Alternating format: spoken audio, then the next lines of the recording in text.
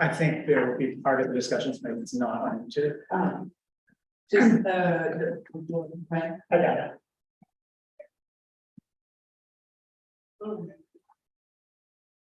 Hi, good evening. Oh,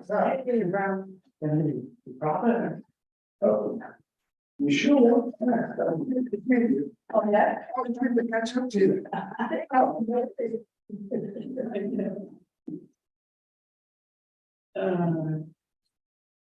I believe you're ready to start that forum.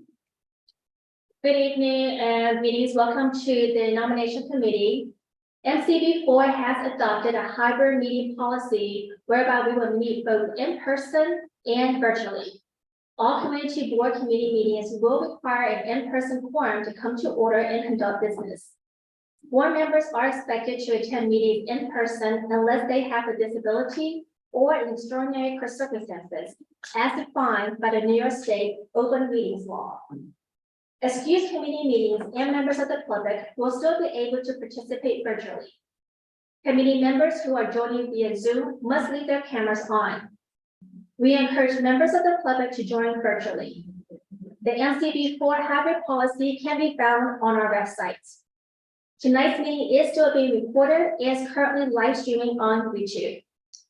Thank you so much. This is the MCB4 nomination committee for 2023. I am Alice Wong, and I'm the chair of the committee this year. I want to say thank you to Janine, who is with the community board as well, and providing IT support for us this evening. We're going to go around the room and make introductions of ourselves, and then we're going to get started with the meeting. Again, my name is Alice, and I am a community board member, and I'm serving my second term. So I'm just going to ask us to go around the room and introduce ourselves. Do you want to start, Tina? Sure. I'm Tina Nelson, and I'm a member. Yes, I'm in my second term, I believe. I don't know, I started it as I had with only 1 year. So I think I'm in, yeah, second. My name is Raul Larios. This is my first term, and I serve on the housing committee as well as the environment committee. Christine Berthet, been 15 years, and I'm serving as a co-chair of transportation and the business license committee. I'm Charlie Todd. I'm on the transportation committee and the ACES committee. Matt Green, been a board member for a little over a year now. I'm on ACES and Parks, Waterfront, and Environment. Thank you, and Carrie. Hi, I'm Carrie Keenan. I don't know, maybe 4. I'm on BLP and co-chair of Chelsea Land Use. Thank you. We also have a member of the public here with us in person. Would you like to introduce yourself? Dolores Rubin, part of the public, but I'm also on the community board on the Housing, Health, and Human Services Committee, as well as Health Kitchen Land. Great, thank you so much. So what we're going to do is decide as a committee how we want to format today's interview process. Previously in the past, we have discussed what kind of questions we want to ask our interviewee candidates, and then bounce ideas off each other to see which ones we want to ask and which order we think it might be equivalent to. So I'm open for topics and discussion. I think all of you see the criteria that we were looking for all of our elected members. Does anyone have any suggestions that they would like to start up or questions they wanted to ask?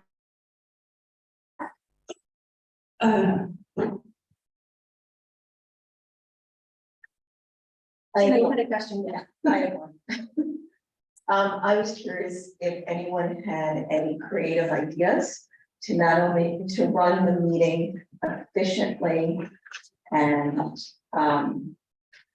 efficiently and quickly. Anything that they can throw out. Ask less questions. Ask few questions. Ask your question. And what you need for board members to ask fewer questions. Just kidding. Okay. I mean, it was just some possibly that they can come up with creatively. Sorry, Sorry, Tina, do you mean this meeting or is that a question for the potential? Oh, I see. board Oh, Yes. That makes more sense. Okay. I was confused. Yeah, Oh, yeah, I'm no, so sorry. efficiency is important in our full board meetings, yeah. Yeah, so if we could, they could throw out just a creative idea. I like that question. That's a good on the spot question. I like that one. I know last year when I started the committee, my question was to ask, how would you rate yourself and your accomplishment for the previous year? That was kind of a way to get them started and to reflect on what they feel they've accomplished on the community board. Does anyone have any other suggestions? On a serious note. I attended, I think it was my first in-person board meeting down in the community center by Fulton Houses. And I was very troubled, extremely troubled by how, I don't want to say violent, but how vehement the people were there. They were very obnoxious. And at one point, I actually started worrying about somebody pulling out a gun and started shooting. Especially when the elected official, who was that elected official? Jerry Nadler, he had a bodyguard. I don't know if you guys saw him. And I don't know if you saw that he was getting very nervous himself. And several times he went towards his jacket as if he wanted to pull out a gun. So that got me thinking, maybe there needs to be some discussion as to how our future leaders can improve, guarantee, ensure, I don't know what the right term is, in terms of the board members' safety. Especially when they know that there's going to be a rowdy meeting, or belligerent people, or rowdy people, however you want to call them. That certainly is one of my top concerns for what our future leaders can do about that. Anyone else? Yeah, I have two things. One is joining the board as a new member, just sort of like orientation and getting to know other people, sort of how someone in a leadership position on the board can sort of help with introductions, or if there are different meet and greets. And I know it's been difficult with the pandemic and there's been efforts to do that, which is great, but I'm just curious if there are other ideas in terms of welcoming new members to the board and sort of integrating them into the board process and how things work. So you have ideas around that.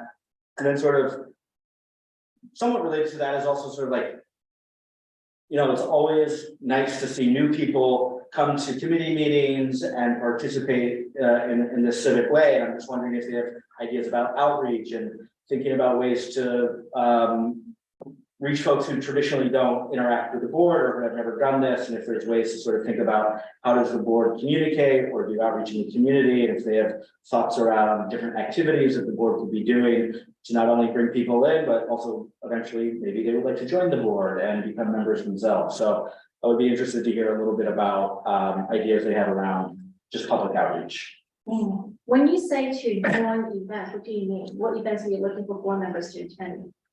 So I think as it relates to the second part, if we do, volunteer activities in the district, are there ways for people to join those activities? I know we're thinking about doing a book drive at some local schools.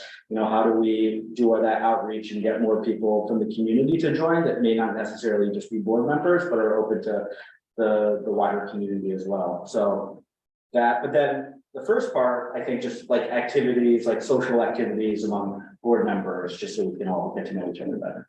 Okay, great. Any other I suggestions? think this was in the materials we had, but certainly asking them what their top priorities are for the district in the upcoming term or in the near future. Or even why do you want to be running for the position that you are running for? I like that. This might be in the questions as well, that I would ask, how they would sort of be different from the previous position that they're filling. Like, what would they do differently, as well as what, maybe their relationship with our elected officials, like just information on, well, certainly for the chair, like how that those relationships bolster this position and the community.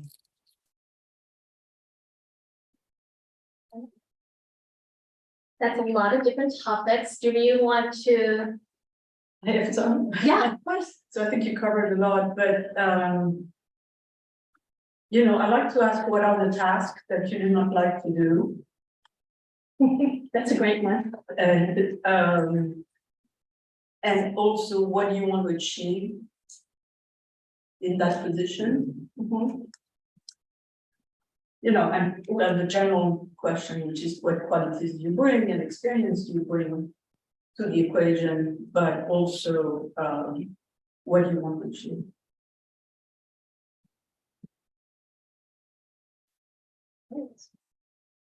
Okay, so there's a lot of questions we can definitely ask. Normally what we've done in the past is we try to narrow it down to see which questions we want to ask, and then maybe perhaps which order, so there's like a sequence to it. And then we can all each ask a question, and also we can also ask follow-up questions. After the candidates, we talk with the candidate, then we open it to the public forum, and if anyone in the public has questions, they can also ask the candidates. The candidates are timed for the time slots they have, so we're going to try to keep it within that time now, so that we're not here for a shorter amount of time. How does that sound so far? That's good. Yeah. Okay, so we've got a lot of questions. We want to start narrowing it down. Is there any particular order you guys want to do this, or how do you feel about the order of things? Okay, so maybe we can do the questions that we asked about what they felt they would ask about that, and then we can go into see why we're going into a position and what they would do differently would be good, and then maybe segue into relationship with elected officials and then what tasks we not like to do. Does that sound like a plan? And what they want to achieve. And what they don't want to Yeah, do? I think priorities and goals. Yeah, definitely. Okay, so let me write this down over again. So the first question is going to be more of how would you rate yourself and what you've accomplished in the previous year? Second question would be, let's see. When Carrie's question come in early, like, what would you do differently than from? That was later. I think that was like, so we asked what you've done already. How do you rate yourself, what you've accomplished thus far? Then we can maybe ask why you're running for the position as second. Yeah. Then ask third, what would you do differently then? Okay. Let's see, what would be the fourth then? What do you want to What accomplish? do you want to accomplish? Like, what do you want to accomplish in the role? That's what it shoots me to accomplish. Okay. And then do you want to ask them what task you do not like to do as fifth? And then maybe the sixth would be more of the, how would you then use the board to be more of a tight working group, I guess, like regarding the orientation for new members and then board I'll s- safety? Yeah, I think included in that maybe is the idea of, how are we sort of, what is the thought about bolstering the newer people who are coming in terms of like, what does the leadership, priority look like? Because, we're coming upon a time when we're going to be term limited out. So we have to be, what's the plan to work on making sure that there's sort of a very deep bench? Okay. Now, are these being asked in order of priority? Because I'm kind of concerned that my question is last. No, your question's not I last. mean, might it not get asked since we want to get through this so quickly? If that's the case, I'd like to move it up. We can merge some of the questions. How about we merge the board orientation and board safety together? Would that be one? Do you think that would be okay? But yeah, and I don't see it as necessarily a priority, but having them talk a little bit about sort of their vision and their role and why they want, I think that's a good way to start, sort of more general, and then drill down to a little more specific later on. It's more of a prompt. 10 minutes would go a lot longer than we think. Oh, yeah, it's only 10 minutes. Yeah. Yeah. I know, so it's- Yes. So just to note, I think that safety would come under the office, for coordinating that. I don't think that the actual chair would coordinate, because we have had meetings where we ask for NYPD, et cetera, and that would be coordinated by the office, not necessarily the chair. So I just point that out that there's going to be Jesse, and going to be the lead. I think it Yeah, but you also. know, the point is that the candidate should be responding to those things. Like, this is what I want to do. If the candidate wants to do something else, we need to hear it, right? I'm just saying, this is, we're interviewing candidates. Yes. I would say what Tina said about meeting efficiency is somewhat related to your question in terms of, I mean, that meeting at Fulton that was my first board meeting in person as well. And it was insanity It and was. Carl Wilson was shoved and it was not okay. So I think in a, you know, having strict protocols of like, everyone has 1 minute to speak and then that's enforced. And then it's not tolerated if somebody's running around the room with a bugle, you know. But this is way detailed. Yeah. You know, this is way detailed. What we need to understand is what is if the person is interested in changing the way meetings are run. You know, that's the thing. How You know, do not- we run efficient, it's right. safe How do meetings? how do you run meetings and what's your style? We don't want to tell them what to say. If they come back and say, okay, everything is cool and I don't care, well then, this is fine, because you know, once they are elected, we will have the opportunity to go to them and say, wait a minute, we have an issue, we want you to work on it. Yes, we don't want to tell them what to say, but I certainly want to tell them what my concerns are. You know, Well, it's not and the I place want to see, necessarily to do the concern, it's the place to see what the candidates have to say. This, they are not going to answer your concern. Yeah, this is not something I think is in detail where they may actually have enough information Right. to provide us with the answer that we're looking for. I think at this point, we're really making sure that the candidates want to this position, why they want it, are they going to be dedicated to the position, are they going to commit to it, and we want to make sure we put the right person in the role. The different question could be, are you going to be listening to the chairs and the board members? As a general guideline. Yeah, or right? are there As other a, or other, challenges and opportunities Right. as we go back to in-person Right. meetings? After being virtual for so long, are there things that you would like to see done in a way that would make meetings efficient, safe, yeah, but productive? you want And then let them, to understand how the person is going to function. right, But then we need to go down into details. And I think just as an aside, if you have that concern, you know, I think you should bring that up now to the current leadership team, maybe at exec or to Jesse and Jeffrey separately, because, you know, it sounds like that's a big concern of yours. So I think that shouldn't wait until we have a new chair. Just as a separate answer. Great. All right, so I think maybe you want to reword it and maybe ask about how would you run the meetings more efficiently? Instead, I think that would be a more broad question. And then once the person is elected, we can go knock on their door and say, hey, I'm concerned about board safety. Sounds like a plan? Okay, so I'm gonna ask the first question since it seems to be about reflective. So the second question we had talked about was, why are you running for this position? And I forget who asked it. Was it you? I think you. I mentioned that. Would anyone like to ask that question? I can do that, but Okay, well, the third one was, what would you do differently? Who asked that one? Was that Carrie? That was Carrie. that was Karen. Okay, so Carrie, you'll take that one. What would you want to accomplish in this role? That was Christine. Yes. I can ask Yeah. that. That's sort of priorities too, right? Okay. Yeah. What task would you not like to do? Would you not like to? That was definitely Christine. Okay. And then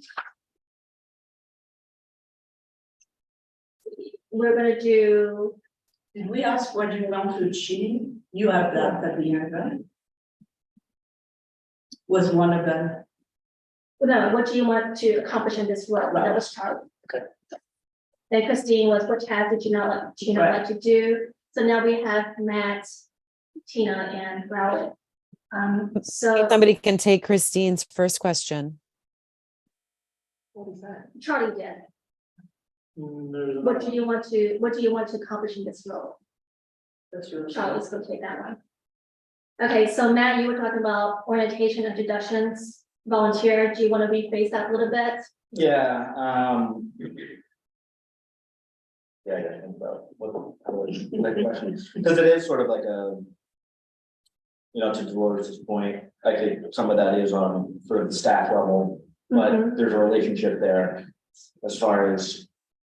How do you work with the district manager in achieving certain things? I don't know. Well, how about what are your top priorities? Yeah, okay. Do you want to do that one? So that would be Matt. Okay, so Tina, you are the how to run meetings more efficiently. Or do you have it? Oh, wait, I was gonna say, do you have any creative ways of running the meeting most efficiently? Okay, that's fine. So Raul, Yes. which question would you like to ask? I don't know about the social activities. When that committee gonna be formed? How many Right. parties do we have? That's it. Now you are fucking. First priority. Well, the other questions we have open is what is your relationship with elected officers? Oh. What experience do you bring into this role? The Experience. experience or the local, Which one do you think we want to ask more?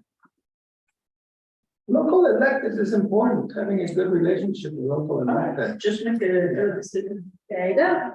Okay, so everyone has their question. I'm gonna ask, how would you rate your accomplishments past year? 2 will be Carrie. What would you do differently? Oh wait, we skipped. Why are you winning for this position? That's me. That's Christine. Okay, That's Christine. next. Why, yeah, 2 would be Christine. Why are you winning for this position? 3 would be Carrie. What would you do differently? 4 is Charlie. What do you want to accomplish in this role? 5 is Christine. What task do you not like to do? 6 is Matt. What are your top priorities? 7 is Tina. Your creativity. Do you have any creative ways of running the meetings more efficient, most efficient? Yes. Okay, and then 8, Rebel, what is your relationship with elected officials? And this is all fitting in 10 minutes. Well, no, so the first interview will be with Katie. She's gonna be virtual. She's got slotted 10 minutes for co-secretary. Then we have 20 minutes later for the chair, which is with Jessica. Then the second one is 15 minutes with the first vice chair with Wendy, she's virtual. Then the next one is 15 minutes with the first vice chair with Leslie, will be in person. Then the last is 15 minutes for the second vice chair in person with Roberta. If we're gonna go and convene into closed session, during that time period, we're going to put the video off. Audio off. Janine's gonna put a pretty little screen that says committee in session. You know, and then so people will know this is still happening behind the doors. And then once we have a discussion, we will return back to YouTube Live and make our announcements. And that's the time when the public is. The public will be excused at that time. Yes. Alice, I have a question. Yes. Oh, I didn't know they had. Are these positions contested or uncontested? Well, you have first vice chair, there'll be 2 individuals who are interested. The 7 o'clock is Wendy, and then the 7:15 slot is with Leslie. Okay, so a follow-up question would be, for the uncontested positions, how do we handle that? Are we, by asking these questions and say we don't like those questions, what, do we not nominate them if it's uncontested?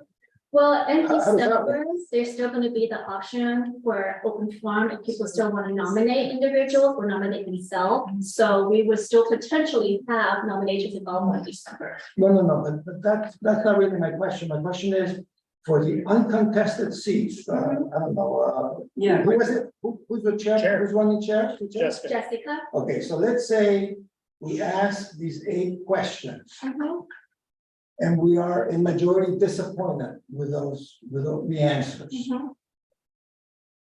Do we vote no, we should nominate her, or? We can decide discuss that and whatever our opinions majority vote is, and we decide this is not a good candidate, we can say we don't nominate her. And then what happens? And then And what it just- happens to the process? Who's gonna be the chair candidate? So that will be in December, because after we make our selections, we put our slate forward in November to the executive board meeting, the general board meeting. And then people have time to evaluate our nominations. In December, when we vote, if any candidate decide they want to nominate themselves or others, they have the opportunity then as well. Oh, so in November, they would know that we decided. There's not- a full board vote on this. So the full board has to vote on this as well. I just want to call out that Katie is here now. So I don't know if we want to stop talking. Hi, Katie. Hey, it's never a good sign when there's silence when you join. How are you all? Good, how are you, Katie? It's nice to Good. see you again. Thank you for taking time to be with us. We're happy to see you here. Can you reduce the sound just a little bit? Yes. It's like, yeah, Okay, okay. we'll see how this volume goes. So Katie, I am Alice. I'm gonna be asking the first question. Okay. And that is, how would you rate your accomplishment this past year? As a co-secretary, I actually think that I think Roberta and I did a great job. I mean, we may have stressed Jesse out sometimes because heavens knows, we are not firm believers in getting our draft minutes in way ahead of time. But they are always done and ready to be circulated before the full board meeting. And I think that one of the things that had been important to us was that we just that we try and streamline it a little bit, because we know, look, we all were very aware of the fact, or at least I'm very aware of the fact, that very few people read these. But it's also really important, though, to have a record, an accurate record of our meeting and what is said. So I think we're pretty good at that. And I think we've come up with some procedures to make sure that it's streamlined, and we're not going into a lot of detail, but we're making sure that it's accurate and reflects what is said. Thank you. So Katie, why do you want this position again? It's such a good question. Because I've actually done it now for 2 years. Is that right? Or is it 3 years? I don't know. I've done it for a while. Actually, I find it sounds really strange. I find that I learn quite a lot because I have to go back. I can't certainly take really good notes during the meetings.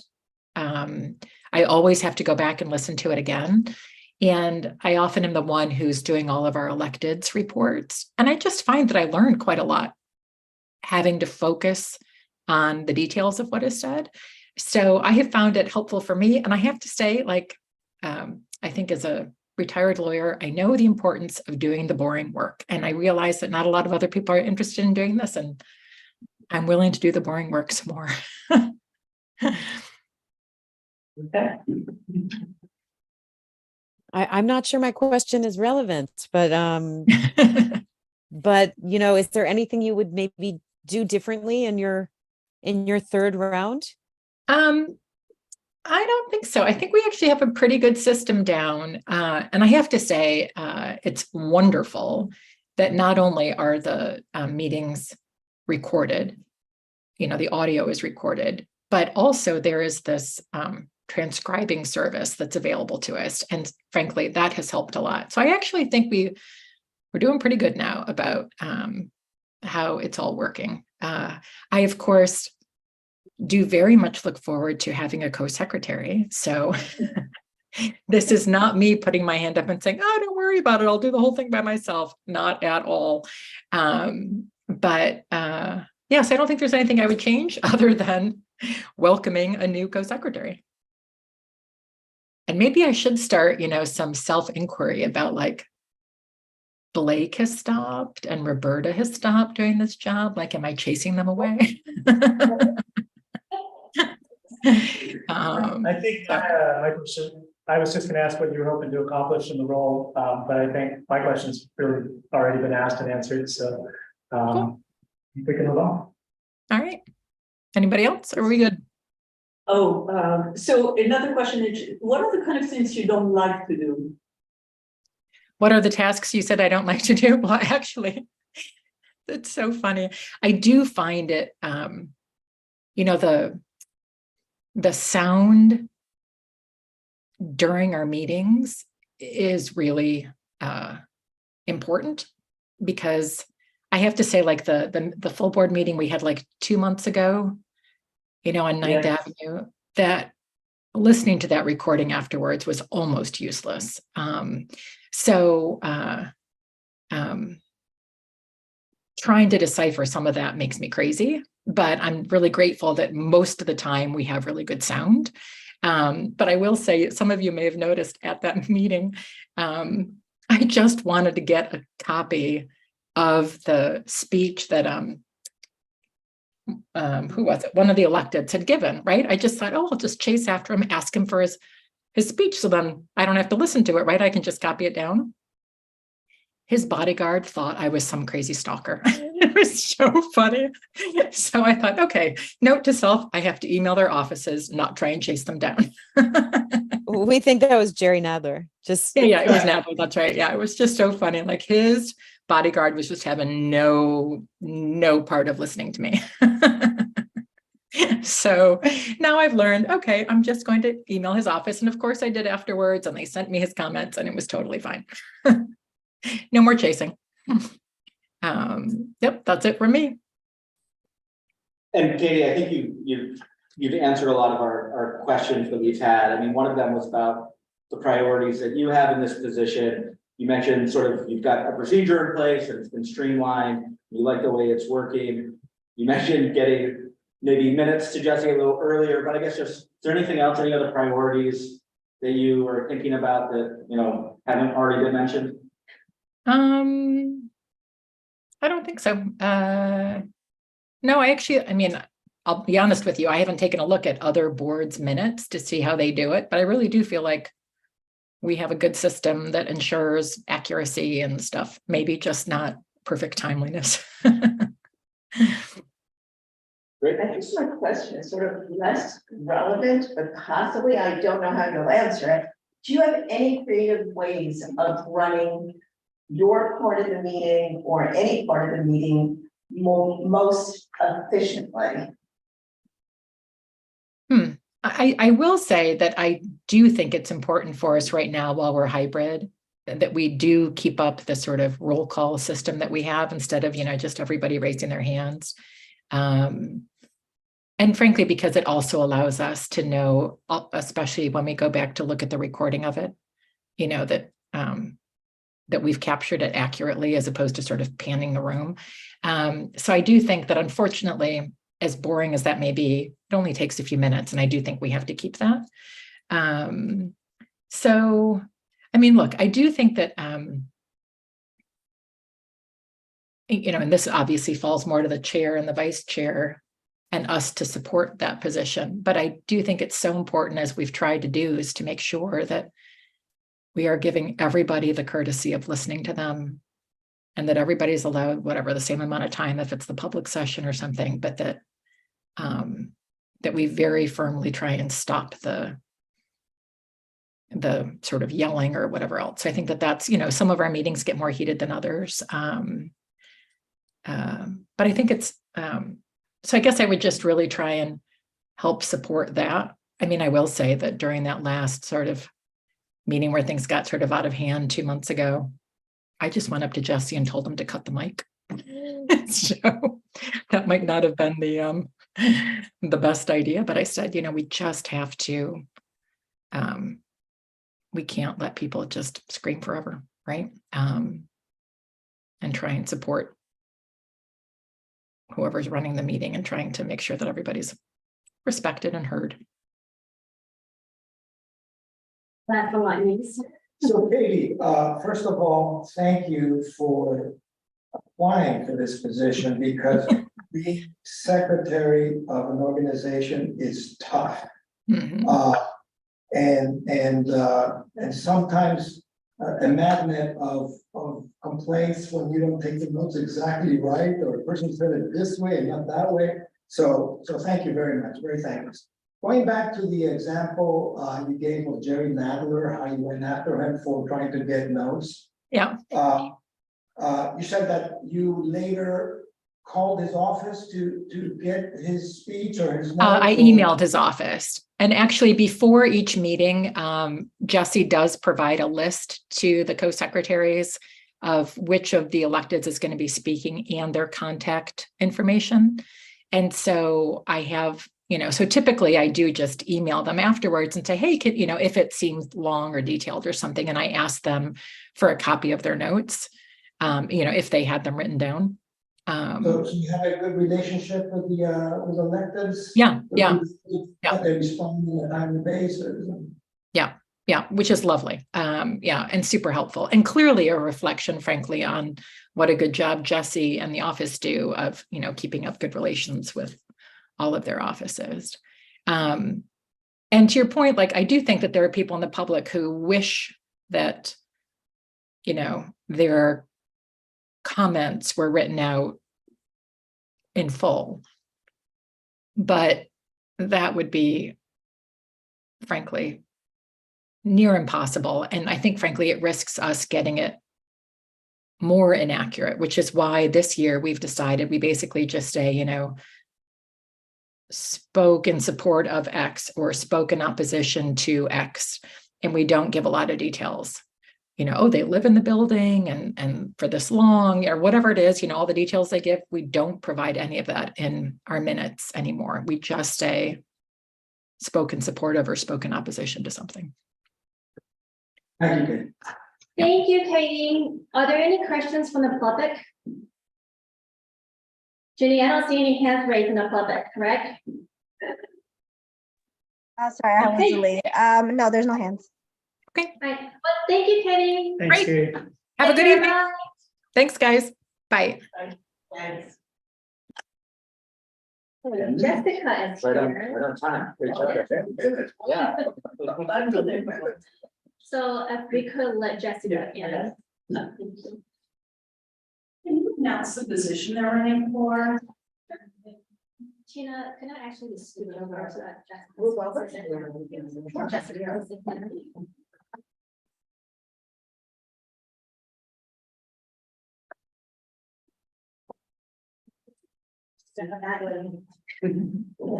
I wasn't sure if the camera. Hi, Jessica, how are you? Oh, you can sit there. So, hi. We have Jessica. She is here to be interviewed for the chairperson position. Thank you so much for joining us. We're glad you're here. Thank you. I'm glad to be here. Hi, everyone. Hi. I'm trying to see or email.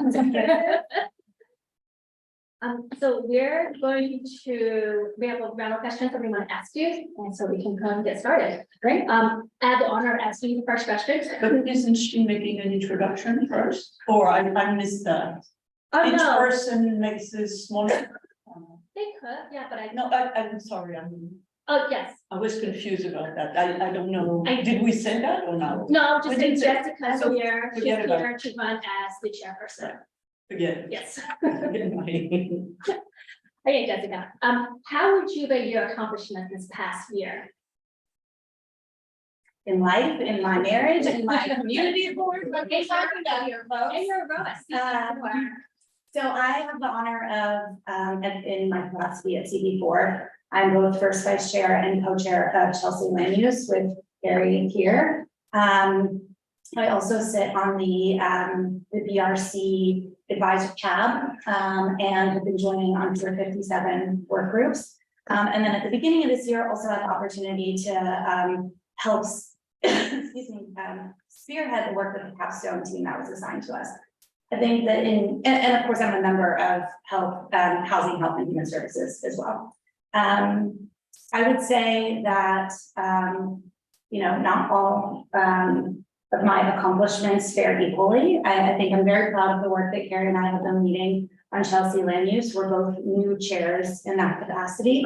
And we've had a lot of big topics, and as obviously the NYCHA proposal before us, excuse me, that we've had to navigate. And I'm actually very proud of the accomplishments that we've had in spearheading the committee work.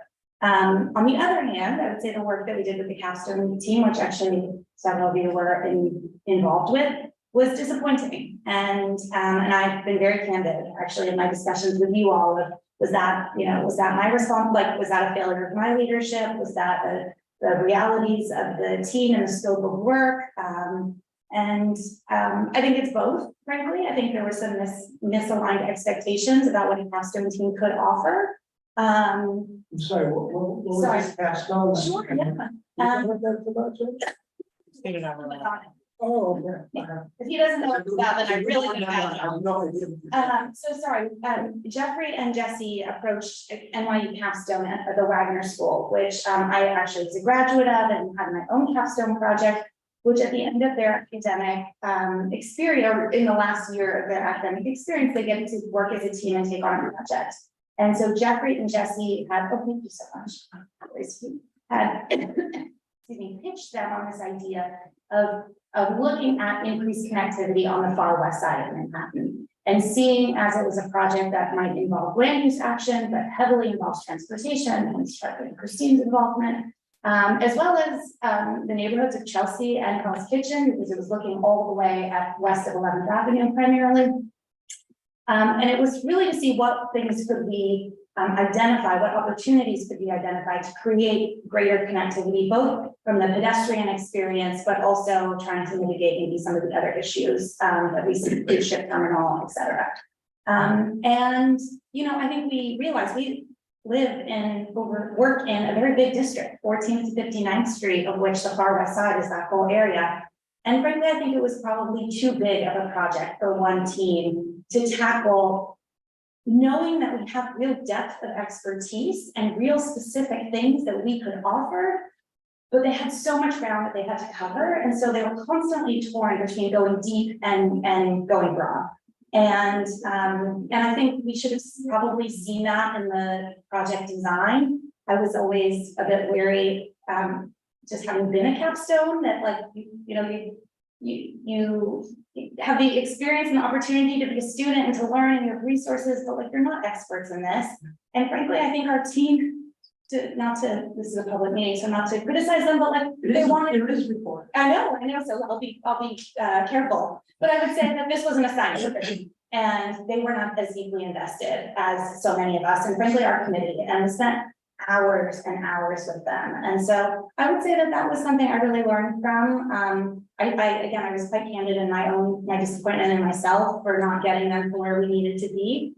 And I'm hopeful that some of the we sort of like tilled the ground on what could be possible. And certainly the discussions around Pier 57, and we've even talked about a Javits expansion of a crosswalk or some kind of bridge. Like some of those things have come up, obviously, in the Pier 94 conversations about the bike lane and congestion. So I think we will see that some of these things hopefully find their way. But unfortunately, I don't think it was in the capstone project. And so that I would say, I'll be honest about learning from that experience and wishing that it had produced more. But also the work we're doing, BRC with the return, the return to the shelters post-COVID. I think we've really tried to get them more resources. They're finally opening their roof.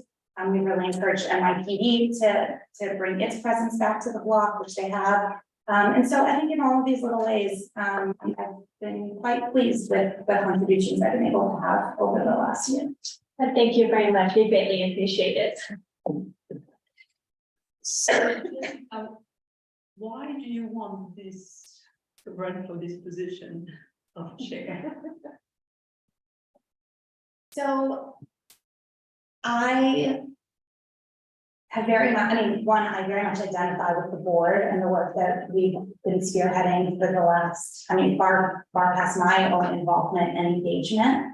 I think I'm so impressed with the people who commit their time, primarily you all in this room and so many others who really are experts and devote real time to the issues that they care about.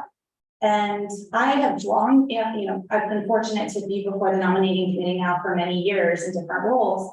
And I've often said, like, I just live here, like, I'm not an expert, I don't know all these issues. But I just keep coming back to how much we can accomplish when we work together. And so I'm excited to be able to see from much more of a novice perspective, where are those experts and how do we lift up those voices so that we can move the board forward and move the committee and the community forward. And so I'm excited for that. I feel like I've been watching and learning from all of you, and the opportunity to lead the board, represent the board and lift up those voices. I think is would be a great honor and has me very excited. Hi, Jessica. My question is this: what would you do differently in your role as chair than the previous chair, and how would that make the board better?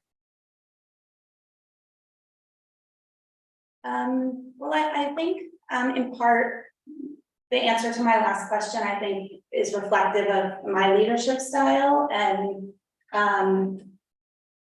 at least in my work life, in which I'm very engaged. I do lead my team on a lot of issues. For those who don't know, excuse me, I work in food, the distribution of emergency food, kosher and halal food to New Yorkers in need, and I lead our policy efforts.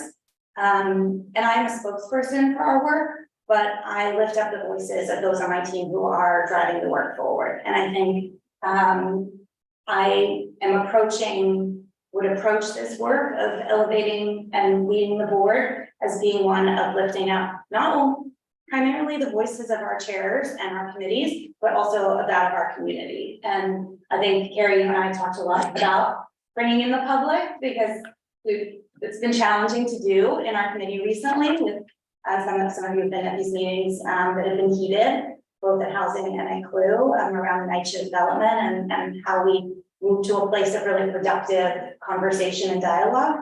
But I think we need to we need to be leading on the voices and the issues that are like of our constituents, of the people who call CB4 home. And I'm excited to bring in even more of that perspective, and again, lift up the expertise that exists on the board and the work of the committees.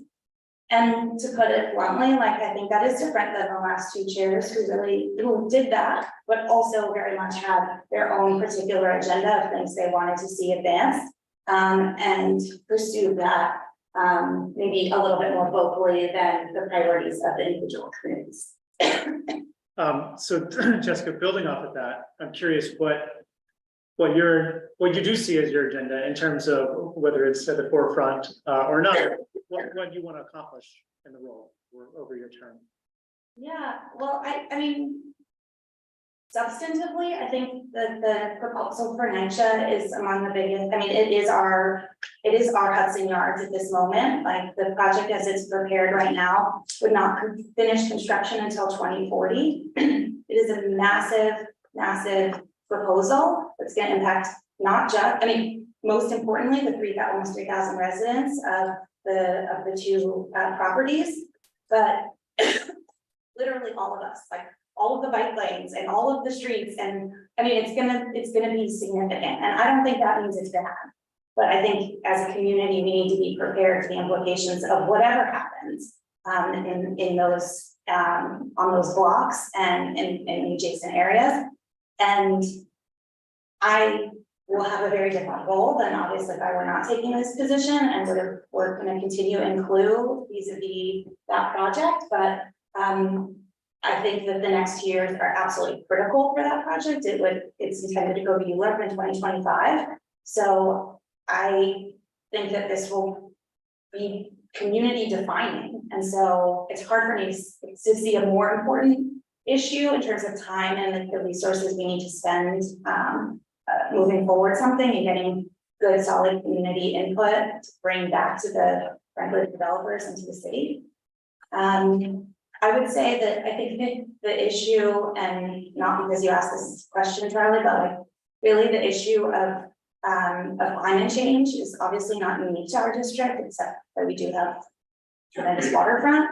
And it's been a personal issue of mine that I've been exploring more just in my own capacity. So I'm just recently to Greenland and learn about rising seas there and just see like, I feel like as a board, we have even more to do to push forward on climate resiliency.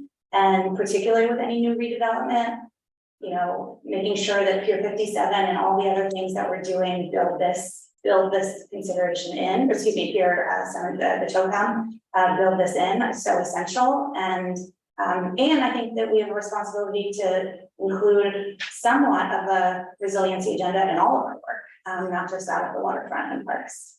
So clearly there's much more, but I would say that those are two things that I'm excited to see advanced in these next few years. Mine? I think so. So Jessica, what are the kind of things you don't like to do? I am a consensus seeker and I don't like drama. And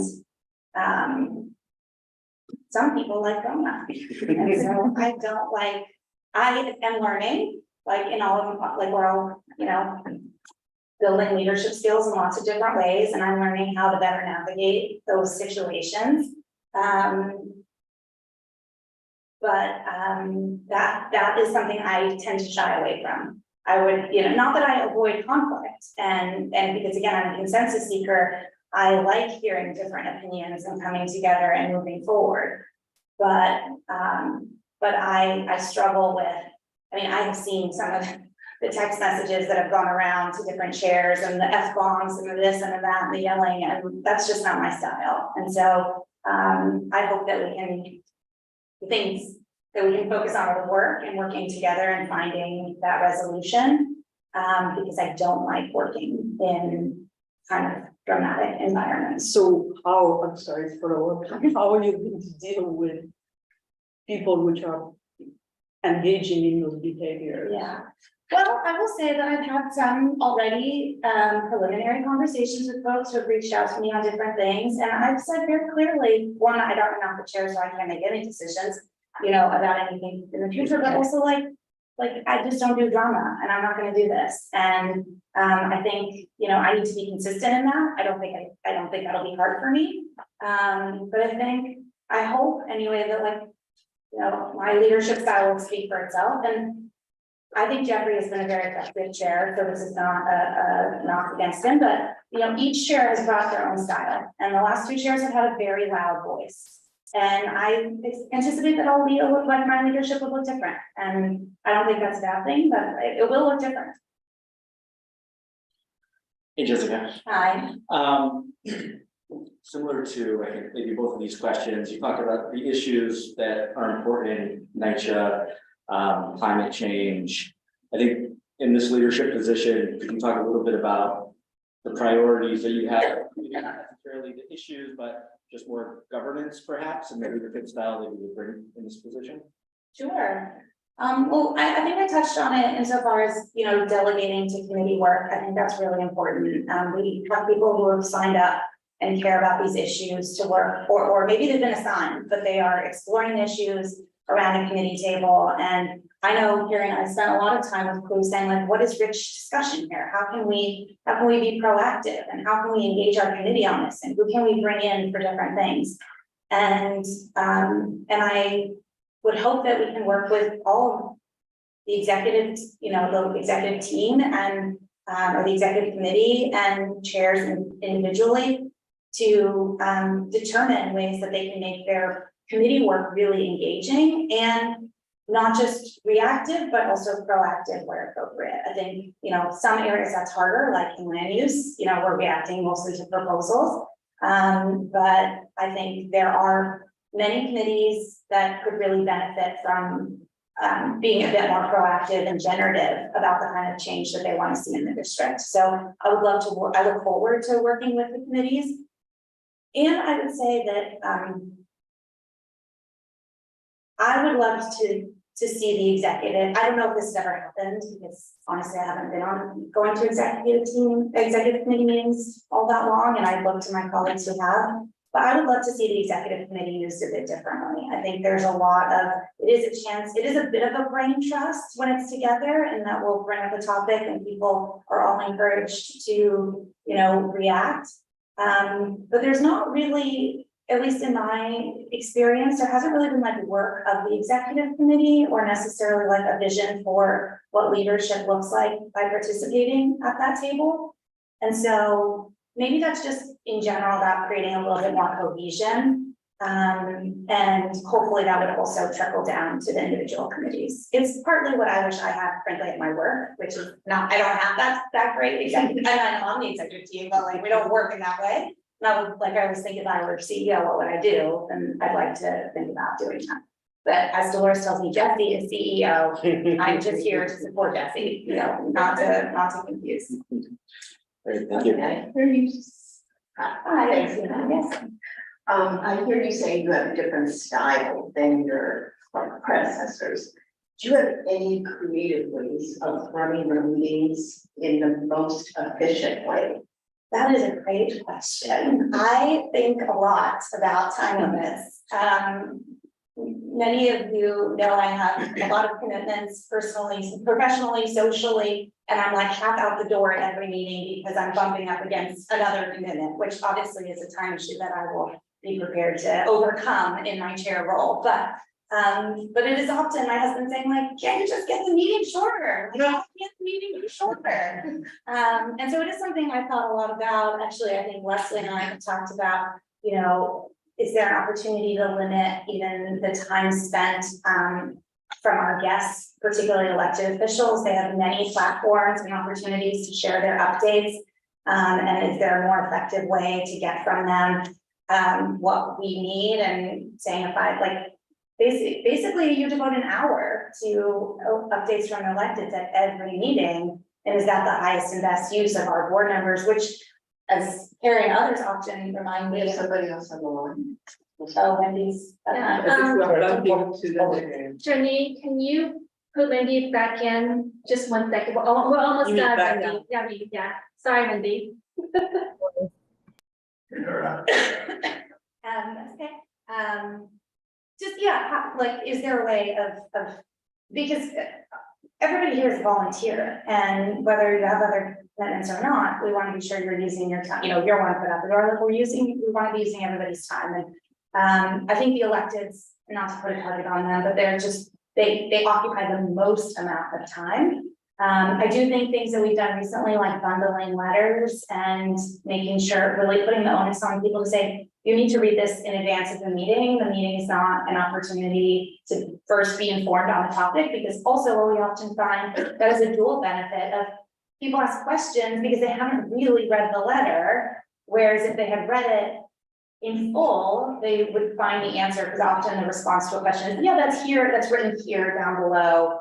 Like people are skimming the letter and not seeing it. So I think those are all things I would like to see. I do think though, we can't simultaneously say, or I couldn't say that we want to hear more for the public and then somehow limit the public session. Like, to me, that is really critical that we do hear from people. I don't know that the full board is the best place, and we almost have no one come to, last meeting we had more people coming to Chelsea Land Use, but typically we don't have very many people from the public coming to our committee meetings. And again, if we're going to emphasize that committee work is where the work happens, then we should be getting people at the public session really coming to those meetings.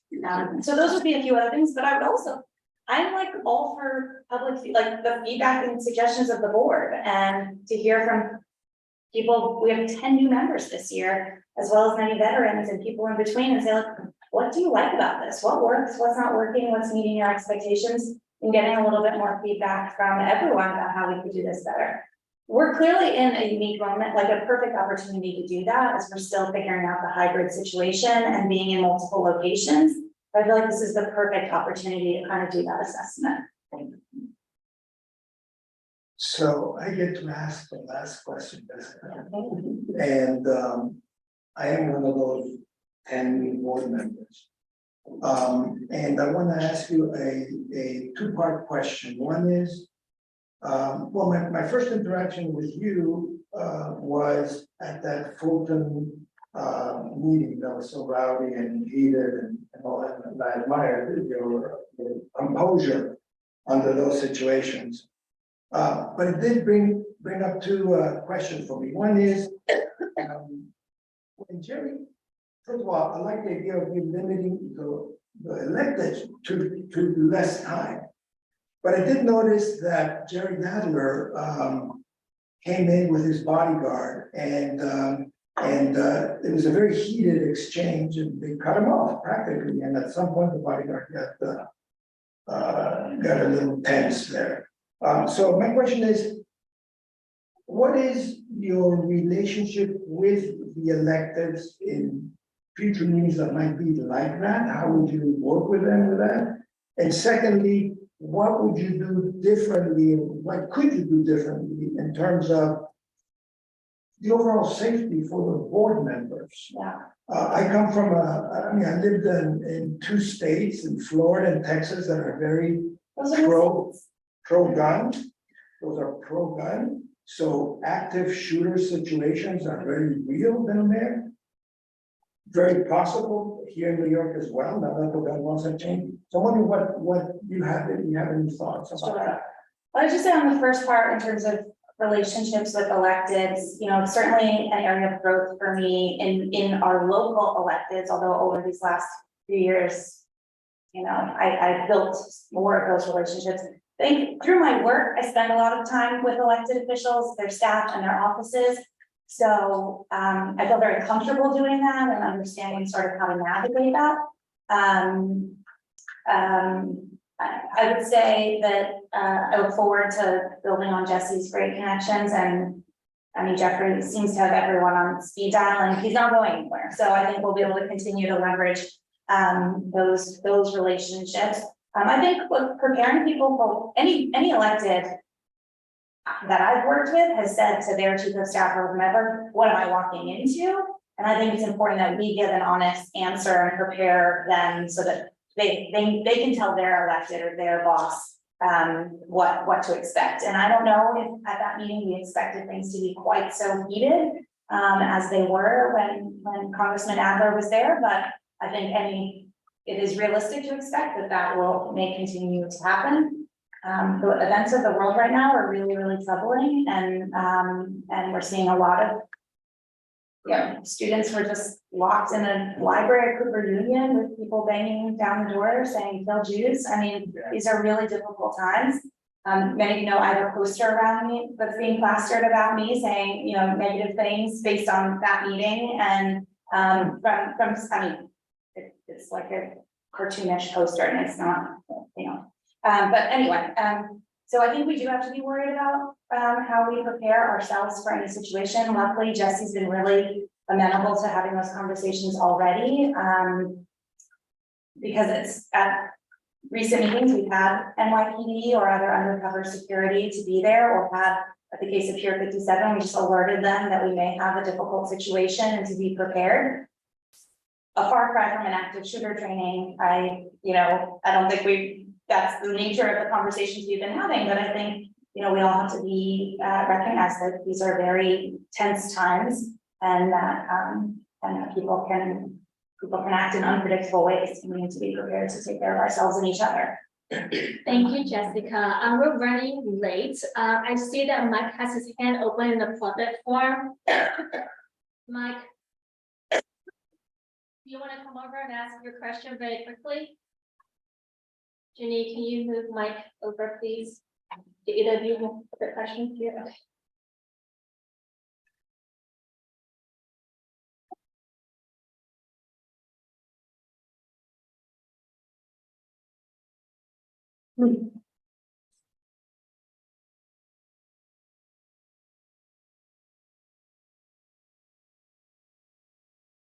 Jenny, are you able to move Mike Mobile over? Oh, yeah, sorry. I think the audio went off for a second, so I didn't hear you, but I'm moving him over now.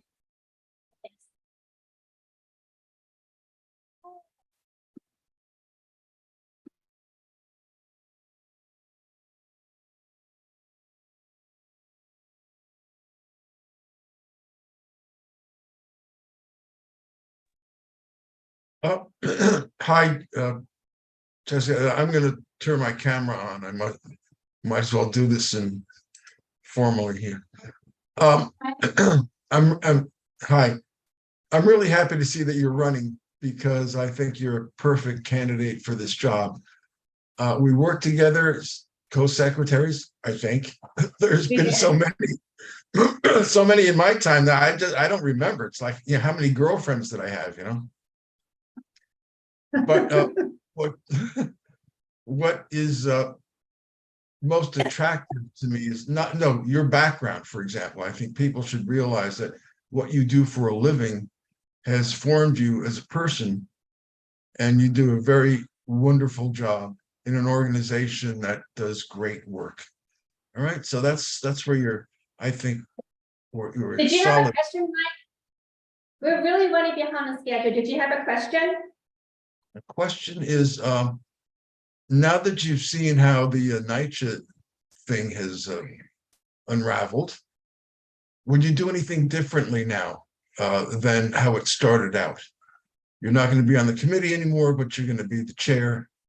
And I wonder if you're going to guide things a little differently. Have you learned anything? Have you learned anything that makes your perspective different from when you started out with that issue? That's my question. Well, I would just, thank you, Mike. And yes, I was a co-secretary. I remember calling you from a food distribution to learn. I stood in a corner so I could ask Mike, like, what do I do? How does this work? Like, and you said, don't worry, kid, I got it covered. So thank you for, I think that is like the start of what got me on this path. So thank you.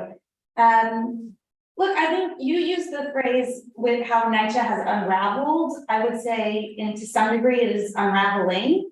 I think that we have a lot still to learn.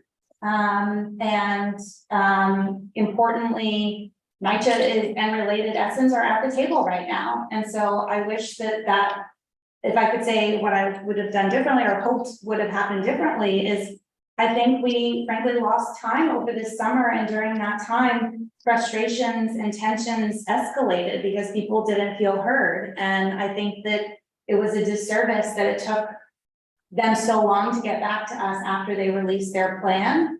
I'm grateful that they really do seem to be very engaged now. And as you know, have been to multiple meetings and are committing to a meeting schedule. They fixed your intercom and they are planning for security.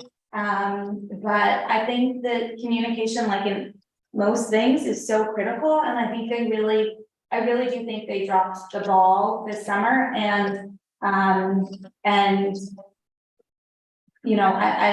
am glad that they're back at the table. Thank you so much for your question, Mike. I'm gonna end Jessica's interview session because we're so over. So thank you, Jessica, for coming. We greatly appreciate it. Thank you. Jenny, can you please read over Wendy and Yeah, we'll do. Okay. Thank you, Jessica. Yeah, thank you. Thanks for your service. Oh, would anybody have a bathroom code? It's right there, it's on the wall, 405.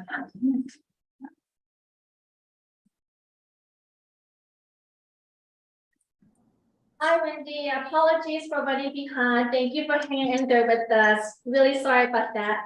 I want to say thank you for running for the position of first vice chair. We're going to just jump right into the questions, okay? My first question is to ask you, how would you rate your accomplishments this past year as a CB4 member? I think notably, serving on the bylaws committee, which is actually what kind of prompted me to even start to think about this work and some of the robust conversation we had in the bylaws committee. I think with BLP, my role in that committee continues to always be an interesting committee. No shortage of folks who are coming in for liquor licenses. Now that I have been on this for quite a long time, I think I've really stepped up in finding my voice and trying to find where we can allow everyone to speak, but where do we get to the kind of some brass tacks around the way we can actually move forward with trying to find a solution between the applicant and with the community. And then I think with ACEs continues to be, I think, an interesting kind of evolution and have lots of ideas on that side. My role there, I do try to have a voice, particularly as it pertains on that street life opportunities, and where can we as a community have some sort of a committee that is not a catch-all, but does allow for some conversation and people to feel like they are free to come and have a place to share their voice around their experience living in the community in this district.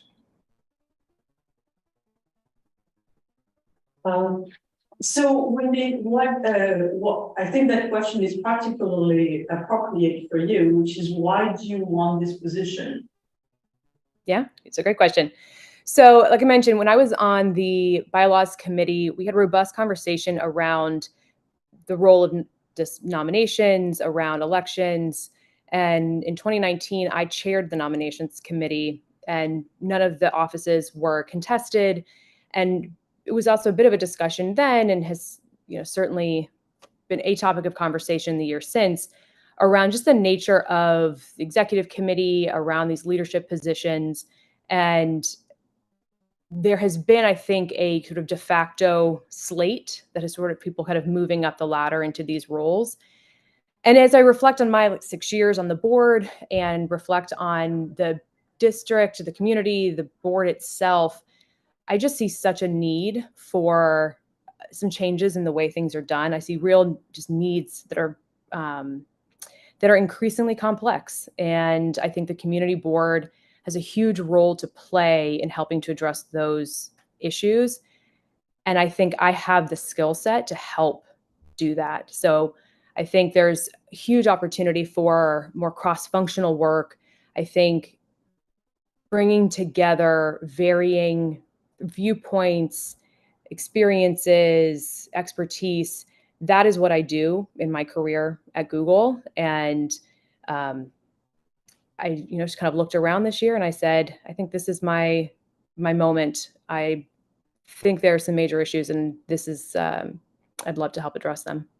And I think the first vice chair has that opportunity to do that. Obviously, any person on the everyone is making a difference on the board, but I do think some of these issues are structural, and I think in working closely with the chair to be able to have that bird's eye view and look across and say, okay, where can we help, and where could I help to fix some of these or make some changes to some of these structural issues. Let me know if it's my turn. Sorry, guys. I was off. I was booted off for a second. It's your turn, Carrie. Okay, Yeah. thanks. Hi, Wendy. Thanks. Sorry about that. I heard the last bit of what you were saying. So building on that, in this role, what would you do differently than, the person who is in the role or is currently in the role? And, how would that be creating a better board? Yeah, great question. So I think, and this is in no way a commentary on any previous people who have held the position. I just really think it's an opportunity for right now. But I know in my experience on the board, I've never had anyone reach out to me really to say, okay, here's a check-in. What do you think? What's happening? How are things kind of going? I think that's the first step in this, is a listening tour of sorts, to get a sense from everyone around their experience. We have lots of new members, lots of tenured members. What is it that people want to do with this time that they're devoting every month to being on the board? I think there's also, that's the first step, because I have no agenda here. Again, I think my skill set is a conduit to bringing people together and helping to create this connective tissue. I think a lot of the big issues that the district is facing, like I mentioned, are cross-functional. And so they don't just sit in silos of particular committees. So I think structurally, it's a question of, sometimes you do this with task forces, but perhaps there's just a better mechanism for how some of these committees work together on some of these thornier issues. So it's not as much about, well, that's, it's not such a one-off where we work together. Can we bring more of that together? Just some initial thoughts. Again, the other piece to all of this, mentioned, is just, there's also, there are real needs in the community. And I think that there is a role that the first vice chair can help to play in how are we getting more of that feedback from the community. We have mechanisms, of course, for collecting data, but we could do more with that. And I think some of it is also just systematic, like using our, whether it's using open data, whether it's even looking at our own analytics on the CB4 website or search trends, things like that. Like, how are we using all of the tools at our disposal to get a real pulse check on what are the needs of the actual community, and then mapping that to what we can do in our purview. Thanks, Heidi. I'm curious what you're looking to accomplish in this role in terms of, you know, what do you see as the needs of the district and the things that you want to most have an impact on? So again, one part of this is would want to definitely hear from the rest of the board and community around what others think, and again, just helping to be a conduit there. But for me personally, I think what I'm most troubled by, in addition to just the very, very big macro thorny issues that we're facing, I'm troubled by an increasingly, I think, pervasive feeling that as we walk amongst, you know, we're just on the streets each day and living in this neighborhood, that there is less camaraderie, that there are more challenges, that it's not, you know, sometimes it's a safety issue, you know, storefronts that are empty, whatever the case may be. I would love to, at the end of this, be able to look back and say, one, I helped to enhance some of the experiences of the people who have given so many hours to being on the community board. But two, that I've helped in maybe some small way to help build up more of that feeling, say, I love living in this neighborhood. This is amazing. And there are always going to be thorny issues, and we're not going to solve everything. But did we do some things that really helped to bring back some of what makes living here really, really special? So I don't know if it's COVID, I'm sure it's a million things, but that does feel a little lost right now. And I do think it's something the community board can help with. I really, really do. I think it's one of the really special things about the way New York City government is set up, that we even have something like community boards to be this conduit between decision makers and the community. So what are the kind of things you don't like to do? Great question. All sorts of things. What I don't love numbers. I'm more of a words person, action person, project marketing person. I don't love budgets, which is, you know, again, the second vice chair, that's their responsibility. I know budgets. I spend a lot of time every week dealing with money in my day-to-day job, but it is not my favorite thing to do. I also don't like to, I don't like to make things more dramatic than they need to be. I think 15 years at Google, I've done all sorts of things. And I think one of my biggest takeaways is that you can tackle really big things with lots of very challenging partners, but it doesn't have to feel bad. It can feel challenging in really good ways. I do not like going to bed feeling like I've got a weight on me because we've made something harder than it needs to be, or more dramatic than it needs to be. So I don't like to fight for the sake of fighting. That's the older sister in me. That was always a peacekeeper in my house. Hey, Wendy, you mentioned structural issues that should be addressed. I was wondering if maybe you could talk a little bit about some of your top priorities in addressing those, and what those, can you give us maybe a little more concrete examples of what those priorities would be to address those issues? Yeah, I think firstly, it's looking at, I think, the committee structure overall, just like a healthy audit. Are all the topics that are fitting under each committee, does that still feel right? Does it feel relevant? I think there are some issues, you could broadly call it street life, but I think we know it goes deeper into maybe more of a just health and jobs and all of that, where we have severe mental health issues that we're dealing with in a very practical way on our streets every day. I think we have some real issues with jobs. I think with just general safety, with empty storefronts and the ripple effect and the broken windows, kind of cascading effect. That to me, like I mentioned, is just like what I feel most regularly every day. And that is not and there are many things, obviously the the migrant crisis that our district also feels very deeply, that has contributed to an issue, again, that's been around for quite some time. That to me is really hard to tackle and spans across a variety of committees, but would be one of my, personally to me, feels like a major community issue and is one that I would most like to tackle if others were aligned as well. Great, thank you. Of course. Alrighty. It sounds to me like you're open to making changes. So I'm curious, do you have any creative ideas or ways of running the meetings in a most efficient way? Are you talking about any like committee meetings or like more of like the full board meeting, public session kind of? I guess since you're the first chair, I'm more directed towards full board meetings. Yep. Yeah, and this was something that I felt the September full board meeting with our very robust public session, especially regarding NYCHA. And my instinct was, I want to get up there. I want to help. I feel like that, I could be helping with this.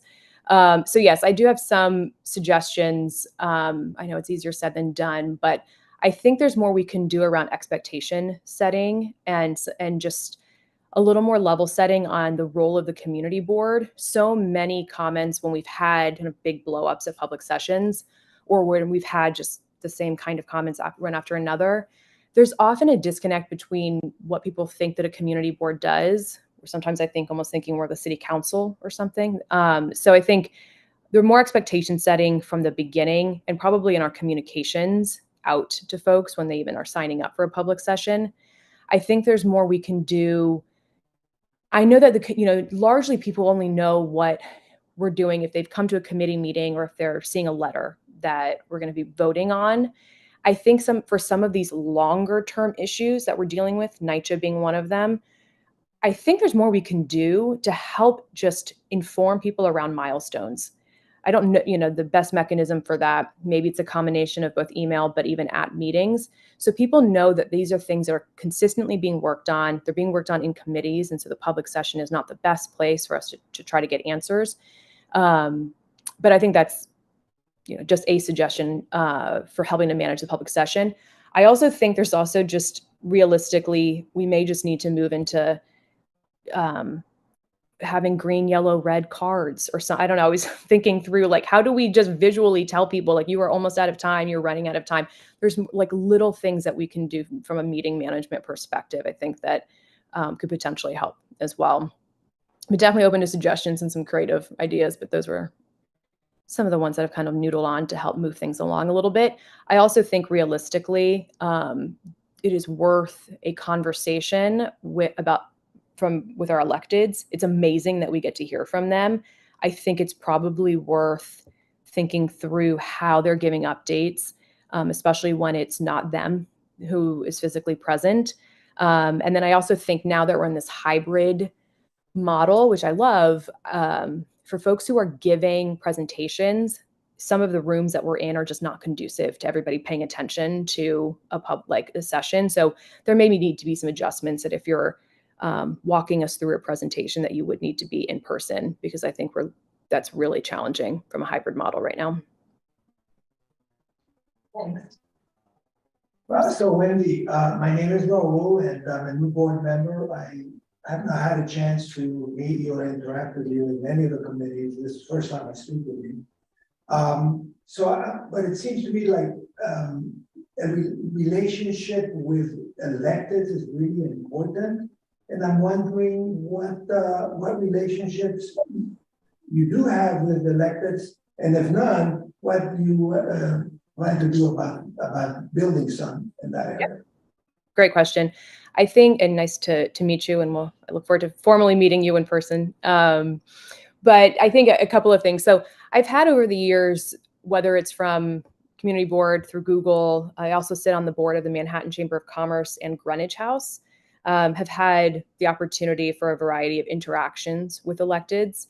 I have never had the opportunity to work kind of arm in arm with them on something. And so if brought into this position, that would be one of my kind of first steps, in addition to my listening tour within the board. I think a listening tour of electeds in their offices, to get a sense of their priorities, to get a sense of what they also think could be different, because I'm sure they have lots of ideas and just are too busy to give much thought to where they can innovate with the community board. So it's kind of the first step of any relationship, which is to introduce, sit down, and try to align and figure out where we can work together, and use it as also a blank slate to say, I'm new, so let's change things up. If how things in the past haven't worked, or if things have worked, then that's great. Let's keep them.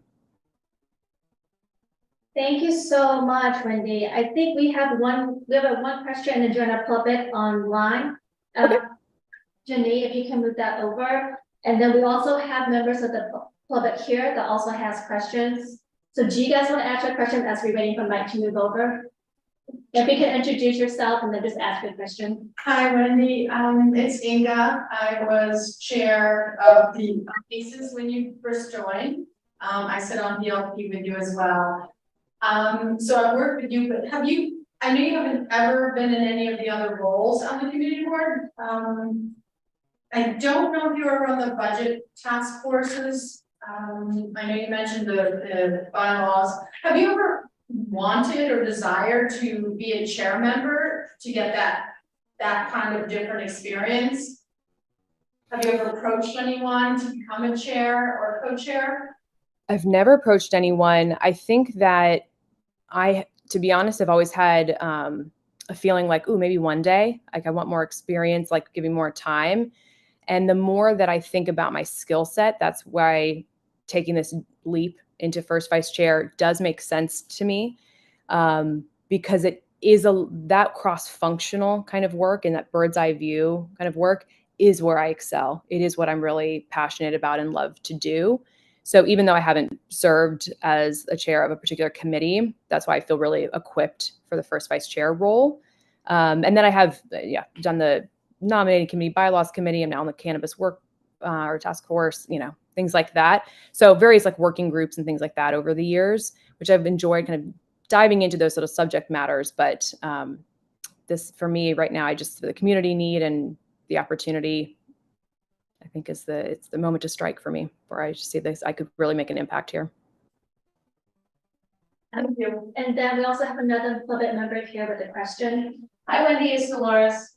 I'm curious, we heard from not only the candidate for co-secretary, but we also heard from the person who's been co-secretary for three years of how much they actually learn in that role, which is why they want to stay in the role. And we also, for those of us that have served as second vice chair, we know how incredibly important second vice chair is, because it chairs the budget task force, and the budget task force gives so much insight into how you make that impact in translating community need to actual solutions. So I'm curious if you can address why you don't think that your impact could be stronger with your skill set in building from the ground up.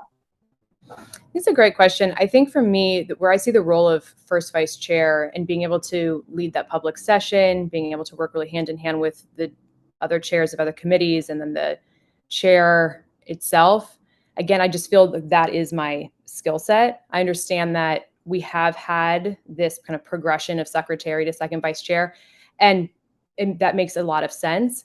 But through, like I said, the conversations that I had with the bylaws committee this year and just thinking through how this model works, I know that there's a ton to be gained in those experiences, but I don't think they're the only way to get experience. And I think there's also a lot of coalition building and work that can be done by just jumping into this role. And I think the reality is that this is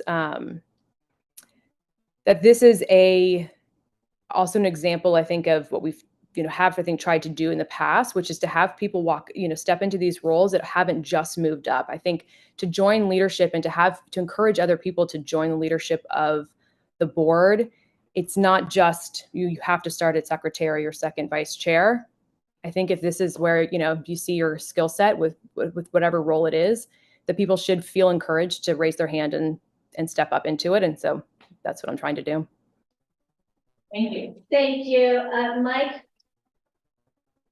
Well, Wendy, I deeply respect all the work you've been doing. And I think you've answered most of my question already. Great. But I'm curious to know what was the specific motivation that you had to break the tradition we have here of, rising up the ranks. You get a lot of experience, co-secretary, see everything, and the budget task force is a rite of passage. It is where you pay your dues. If you want to become first vice chair or the chair, that's where you really pay your dues. And lots of us just couldn't make it past that rung. It is just so difficult. Yeah. So there must have been some other motivating factor, I think, that would cause you to break the tradition here. Was there? Yeah, I would say it's two things. Again, not to be a broken record, but being on the bylaws committee, having that discussion around, though it has been a tradition and, certainly makes sense for a lot of reasons for people to move up the ranks. It is not written into the bylaws that is a requirement.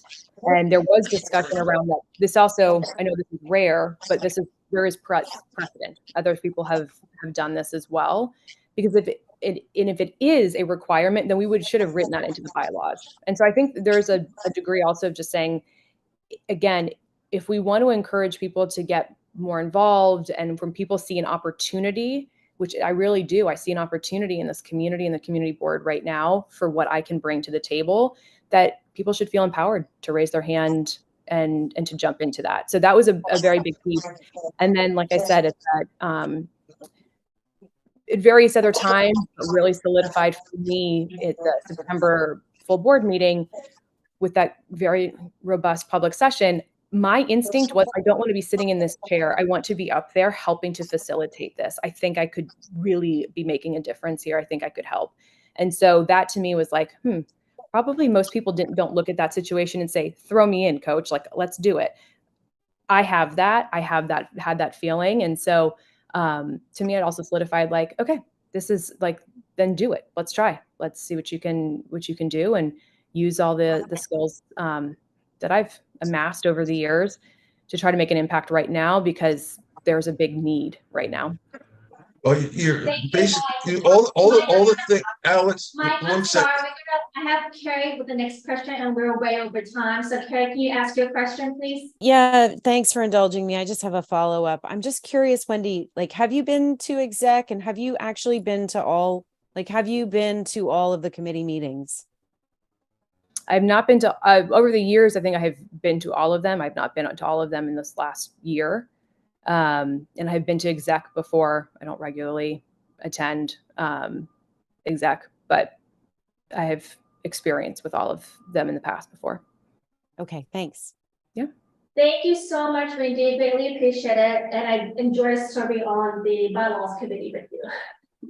Thank you for your time. And we're going to move you off now and bring in our next candidate. That's good. Thanks very much, everybody. Appreciate it.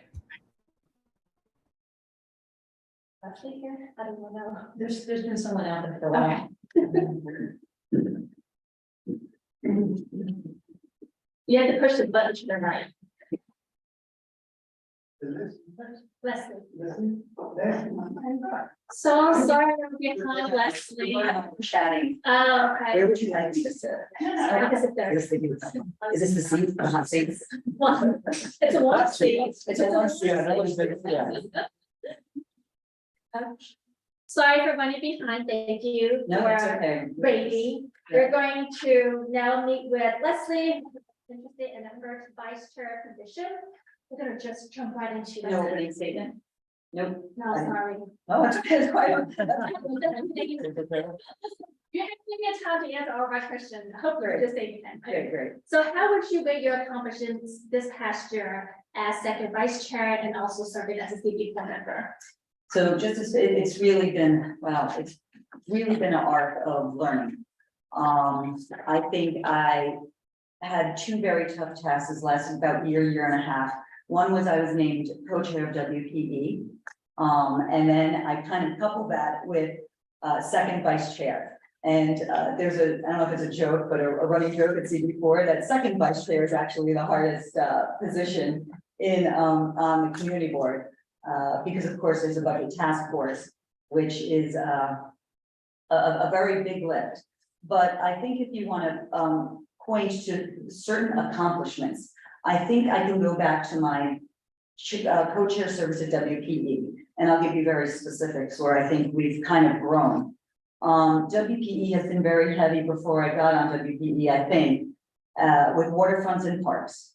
I think we really took the initiative with Marty, my co-chair, to really bring environment to the forefront as well. And I think it's very easy if you're on WPE to, you know, put something on the agenda that is parks related or waterfront related. I think we've really turned it around a little bit and made it a proactive committee. We are actually searching for things to put on the agenda. We are searching for things that we could change in our district with the environment. And I think that's a really good accomplishment. If I want to go for specific accomplishments, of course, I'll always say shore power, though it's not done yet. We're getting good vibes on that. And I think that is a direct result of this committee and this community board. It was not talked about before. We brought that to the forefront. We pushed that. Our committee pushed that. And then if anyone knows EDC, they're hard to push. So that we got that, some movement, I'm very proud of it. I'm also proud about something else that that really illustrates how a community board committee, in my opinion, should work. And that is the Penn South Dog Run. And I know people are like, oh, it's a dog run. It really monopolized a lot of our time, a lot of our discussions at WPE. We as co-chairs, myself and Marty, had a lot of pressure from a lot of different places. Electeds, pro-dog people, anti-dog people, community stakeholders. Go this way, go that way. Even members of the board, executive members of the board were calling me, pushing me away one way or the other. And I said to Marty, just stay the course. We'll get a good solution. Stay the course. I know it's tough when an elected calls you or something. Let's stay the course. Put the outside noise out, and let's do this in a way that everyone's voice is heard, and maybe we can get a better outcome. And guess what? It is a great outcome. We filtered out all the noise. Now we have a good dog park place at Chelsea Park, right? We're finding out that the people who with the dogs love it. We're finding out the people who didn't like the dogs love it because they don't hear it anymore.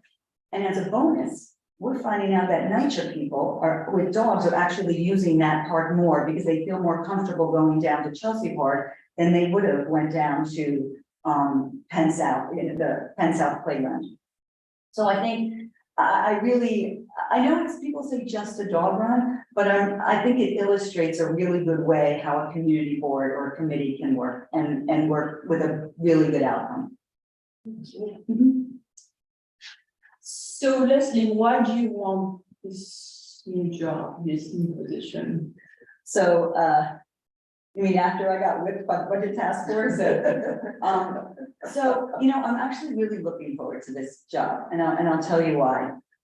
It's not necessarily an automatic move up the ranks. I don't believe in that. Everyone knows, you know, I don't believe in moving up the ranks or an automatic next in line. I really don't.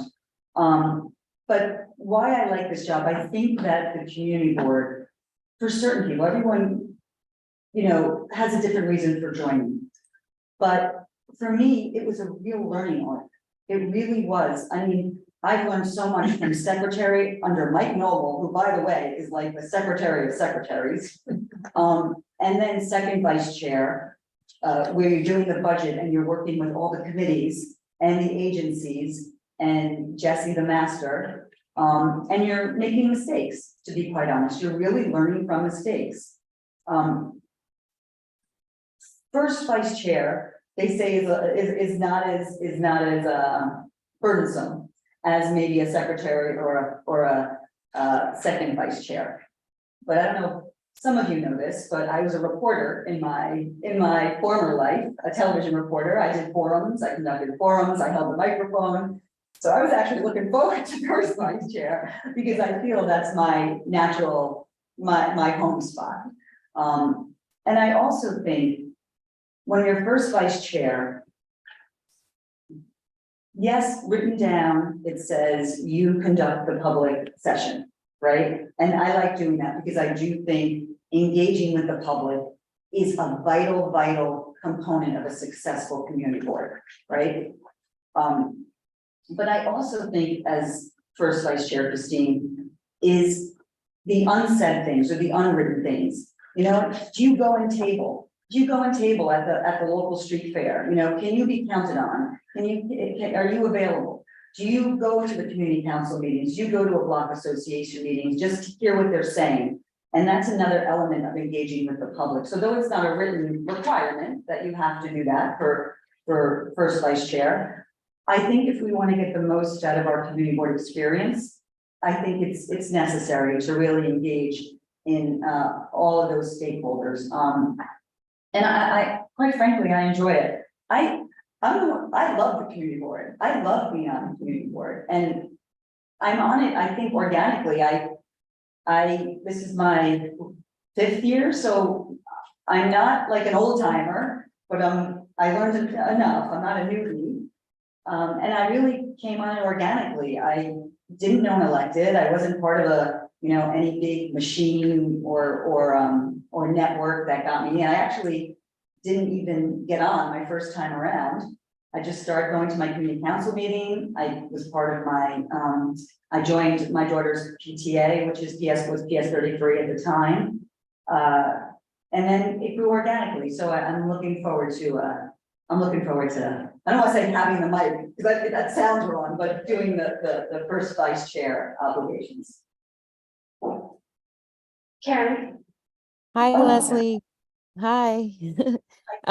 Here's my question is this, is there anything you would change about the role that, of first vice chair or the board? Change the role of the board or Is there anything you would change about the role of first vice chair that you would want to see do differently? And the board at large? Yeah. I think the board and your positions are what you make of it, right? I happen to go to, I listen on other committee meetings that I'm not a part of, because I think it's important that, you get like a full understanding of what other committees are doing as well. And then when the letters come up, you have a little bit, I'm not saying I go to every single committee meeting. Don't get me wrong, I don't do that. But I think when you say what you would like to change it, I think we have to engage more. And I think some people, engage on the board to the level that they're comfortable with, right? Or time permits. I always think reaching out to the community is wonderful. Sitting in, like I said, on these community council meetings or this block association meeting is great. I do kind of go back and forth with Jesse. If I do admit that we should have more of a social media presence, if we could kind of push our issues out a little more. And I understand there are logistic barriers for that, but I would think that would be something that we could change. But as far as changing the role of first vice chair specifically, I think there is a little bit of when I said the secretary is very labor intensive, second vice chair is extremely labor intensive, and then first vice chair is a little bit of a dip as far as your workload. But I do think the second vice chair should be accessible. I think they should be accountable. I think it should be a wider role in those respects, not necessarily a specific thing you do. But I think it's, there have been times when Jesse has called me like, can you show up for this Zoom? Because we just need a face on the Zoom. And I said, yeah, absolutely. Let me get on there. And I really do think that second vice chair should take on those responsibilities because, chair is hard. There's a lot of stuff going on. And I think if second vice chair can fill in a little bit on that, then that would be great. Leslie, I'm curious what you're hoping to accomplish in this role and sort of what you think your priorities would be or what the board's priorities would be. Like, what are the things in our district that you really hope the board can accomplish in the coming years? So you just like specific things? Yeah. That's great. So as second vice chair, Jesse and I just just worked on the statement of district needs, and with that, we really crafted I think a really good survey, a public survey. So I not only were there answers to the public survey, but there were comments associated with the public survey. And I did go through every single comment to see what people were saying, what was on the ground concerned them. So I think we have to marry what people out there are saying, because a lot of times, and I don't know if you looked at the survey, but people are saying, we need more cops, we need more this, get this trash off the street. Legitimate complaints. But as a board, I think we have to take a more holistic approach and see how those, those individual pieces fit in a bigger picture. So yes, as a board, I want to specifically address these problems. But I understand there is a bigger picture, a lot of moving parts, and we have to figure that out as a board. Who's not just, yelling and screaming, we got to figure it out where everyone kind of can live together harmoniously. I don't mean that in a kumbaya way. I mean that keep having people's needs met way. So what are the tasks you don't like to do? Oh, geez. Get my daughter off to school. Oh, the community board, okay. Going through an issue here now, but, don't I like to do? Oh, Christine, you always come with the good questions.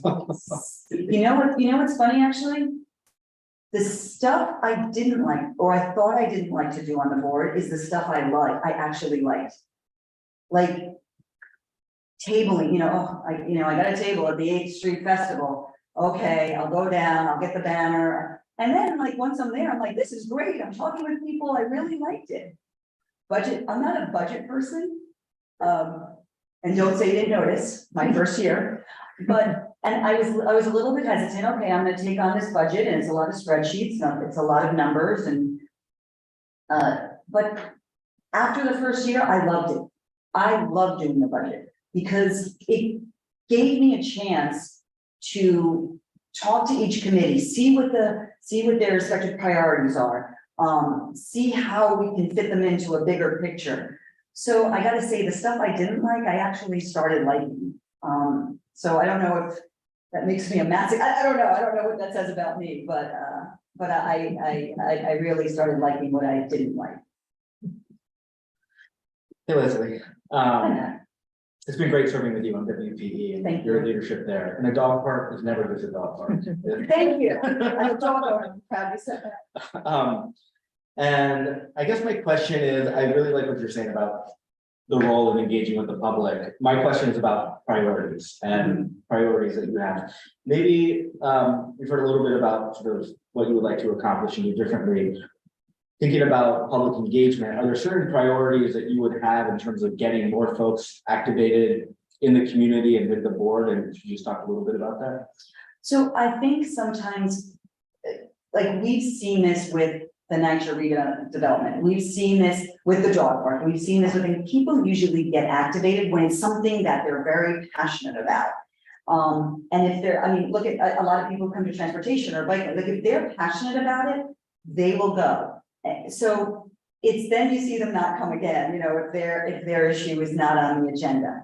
So it's how do we keep that engagement? How do we kind of, and it doesn't have to be at a high octane all the time, but how do we let them know, hey, listen, this is what's also happening in your neighborhood. If I came and sat here and said, this is my answer, I have the answer, I would be lying. It's been a little difficult. We try and put out the survey. I personally have called every PTA elementary school in our district to try and get them more involved, because parents are busy, right? But what are you interested in? I think I think the onus is on us, unfortunately. I think we have to keep reaching out. I know I've gone to community precinct meetings, not on Midtown North, but I've gone to Midtown South just to keep an ear out. And then sometimes I will have, and I have done this, where I've reached out to people who have mentioned something on another meeting. And I said, hey, you know what? The community board is taking this up. If you're interested, you should come. So I don't know if that really answers your question, because it's so hard to do it in broad stroke way. I think it's little reach outs. And I think that's what I can do, or I think I'm good at that. But I don't know if that answers your question. I hope it does. Yeah. Hi, Leslie. Hello. Okay, so as you say, you're gonna have the mic now.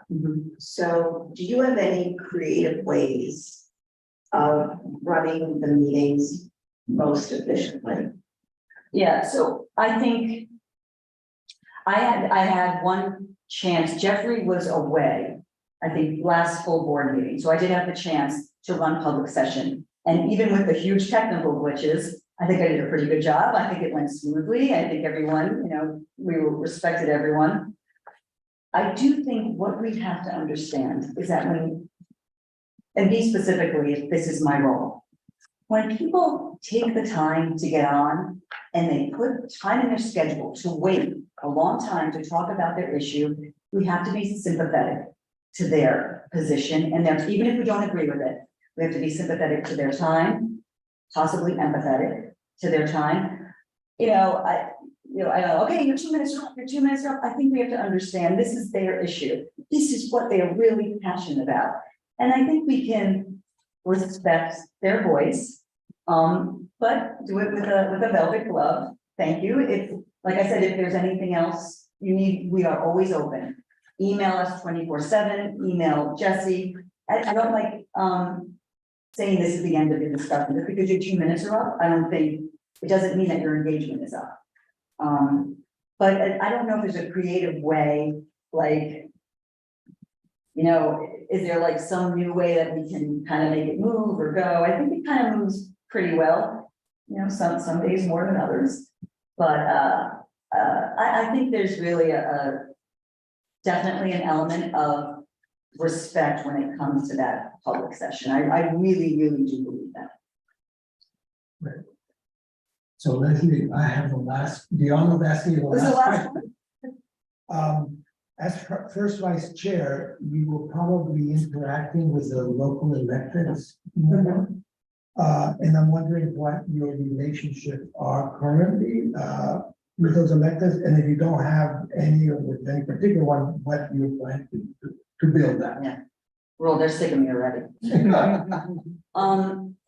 I think, so that's actually a really good question. And I'll tell you why that's a good question. Because I think as the community board, we really have to balance community and what the community prioritizing and what electeds are prioritizing, right? It's a very tricky balance. It really is a tricky balance.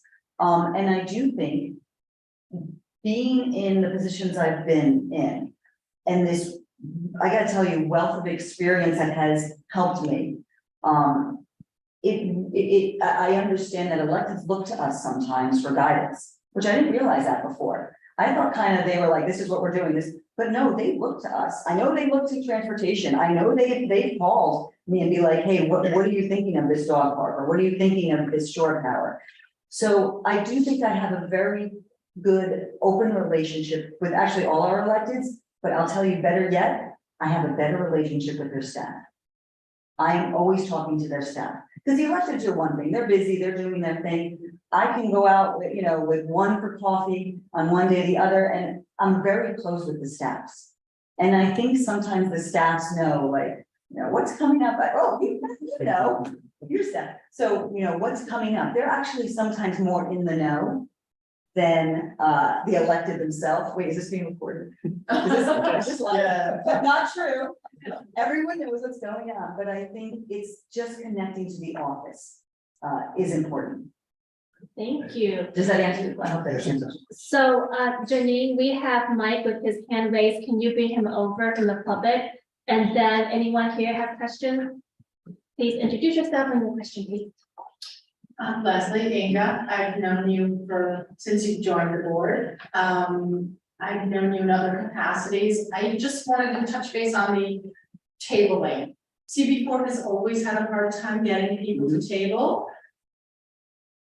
Yes. The previous chairs here will know that. And getting out with the public is important. I've seen you out there, and is that something you want to continue to do? I mean, those street fairs, especially the local ones for different, like the Chelsea Community Park and London Terrace. the Terrace, I hate to say, but those are important for, you know, they're not gonna be avenue fairs where it's just food vendors, these are actually neighborhood events. So you like doing it, obviously. Now I do, after Christine's, I do now. So I'm happy to hear that you have a good relationship with the elected people, so you're definitely gonna bring that, so. Continuing to do those types of events is something that you're bringing to, aside from all the experience you've had on the board, the chair and everything, is that? Absolutely, 100%. That's In fact, I took it as a compliment. We had a, it was the meeting, it was 2 full boards ago. And Jesse called me before the meeting. It was the one at night, down at night. He called me before the meeting that day and he said, Leslie, could you come a little early? And can you stay in the back and just sign people in? And I said, yeah, of course. And it wasn't just the point that I was happy to do that. But I think what's important, and I hope you guys can recognize, that Jesse felt comfortable calling me to do that. That he thought, you know what, I can rely on Leslie. I think she'll do it. Like I was on his short list. And that made me feel good, you know, that Jesse's unbelievable, so he knows. And he did that, so I would absolutely continue to do that. Okay, thank you. Yes, Dolores? Hi, Dolores. You mentioned that the first vice chair is not as heavy of a workload, however, it's still a member of exec. And so I'm wondering if you can speak to how you are thinking about that role of being part of exec and how to work across all those committee members and bringing consensus and helping the chair to do that. And you can speak a little bit to that. Yeah, absolutely. Like I said, it's these, listen, I understand what's going on here. I understand I understand this is a contested election. You know, I'm not a fool. I get it. I totally get it. And I think everyone should run. Listen, I ran against Eric Bodger, okay? So like, I'm a big believer that people should run if they want to run, a big believer in that. But I do think that there is an arc of learning in these roles that is really, really important. And you know what the trickiness is of it? You don't know how important it is until you do it. You really don't. I mean, Christine, I hope anyone who's a chair can probably tell you what I was at the beginning to what I am, I think now has grown. Now I learn like when to push your issue or, you know, when to yield, when to, you know, when is the time for building consensus? When is the time when we're like, no, this is one we got, you know, we should fight on. And I think that is the learning curve, right? That is the learning curve. And I understand. I'm not gonna, you know, always agree with someone else's position. Someone else is not always gonna agree with, you know, Charlie might not agree with Matt's position, or Alice is not gonna agree with Lo's position. But I think as a member of exec, we have to understand that is okay. It's okay to have difference of opinions. It's not a bad thing. Because that's, I mean, listen, our board is known to be really good. I mean, it is an exemplary board across Manhattan, and I'm sure the city. And I think one of our strengths is A, that we have these roles that we learn in and move up. And I respect that. I really do. And that's why I feel like I'm part of that. But B, it's that we disagree with people on our committees even or intercommittees. But yet we still all get along at the end of the day and we come to a great solution. And one thing I would like to mention, I don't know if anyone cares about this, but if it could be that I don't get, you know, I don't get the recommendation of the nominating committee, or I don't win the election. I do think it's important to note that there is no one from Hell's Kitchen on the executive, on that executive committee, a board, not the executive. Like everyone, every role would be a Chelsea person. That's fine, Chelsea. Don't get mad at me, Chelsea. That's okay. It's fine. But I think coming from a place where we're coming from, Hell's Kitchen already feels somewhat underrepresented in certain areas after COVID. And I just think that is a very important element that Hell's Kitchen is represented in that umbrella then. Thank you. Thank you. Thank you, Mike. Did you have a question? Yeah, I mean, again, much of it has been answered already. It's been a pleasure working with Leslie all these years. Did there come a time when, in the various roles you've had so far, when you realize that, now I know as much as I think I have to know to be able to take on this role that I'm seeking? Did there come a time where it just all sort of gelled and you said to yourself, well, maybe I will fit best into this role now, not just climb the ladder, but I just feel like, yeah, I belong here now. Was there a You know time? what? There wasn't, there's no like epiphany. There's no epiphany. This has been like a growing understanding and enjoyment of being on the board in general and taking on these specific roles. So it wasn't like, and I would never ever say, especially to this committee, someone deserves it. Like someone, like I deserve it because I did this. I think that's pure bull, that's ridiculous. That is absolutely ridiculous. And if someone says, I deserve this, that's, no one deserves it in that way, right? I think people deserve it by the work they put into it. They deserve it by, how they get along with people. They deserve it by what they do extra. They deserve it on how many times they show up to meetings, or they call the office for an explanation, or they go to an elected's meeting. I mean, that's deserving it. So Mike, if there was never a point where I said, you know what, this is my position, and I, but there was a point where I'm like, wow, this would be great. I really enjoy the board. So it's really more of a trying to contribute than an epiphany moment. Thank you, Leslie. I love it. Really appreciate it. Thank you for your time and coming in. Yeah. Thank you so much. I appreciate it, guys. Okay, we are going to move forward with Roberta. Thanks, guys. Thank you. Button to the left. I'm right. Green button. Thank you. Hi, Roberta. Welcome. Sorry, we're running late. Thank you for waiting. Where is the best? You can sit right there. Hey, since we're running late, we're just gonna plow out through. This is Roberta. She is here for the interview of the second vice chair. And I'm gonna just go right off and ask my first question. How would you rate your accomplishments this past year as the recording secretary and as a member of MCB4? Recording secretary, sorry. So specifying no scale, of course, I do think that I've definitely had some positive accomplishments. One of the things I'm very proud of, with the code secretary position was sort of doing a redo of the minutes. So restructuring them and making them more possible to be done in real time. This is important because the code secretary position is a pretty labor intensive and ultimately thankless position that no one wants. And consequently, it's really hard to convince people to do it. But if we can help make it easier because a better position to do, then it can be a more enjoyable way for people to get a little bit more involved in your community board. But ultimately, when you have turnover and term limits, you can convince other people to take on these roles in order to keep the board running, so the board keeps good people on it, and then it doesn't completely fall apart in the next 10 years. Thank you. Thank you. So Roberta, why do you want to move into that second vice chair position? It's a great question. I definitely thought very hard about whether or not I should run for co-secretary again, or if it would make more sense to run for the second vice chair position. Ultimately, decided on the latter. So I have some experience within the co-secretary role, sort of reworking a collaboration tool, an administrative process.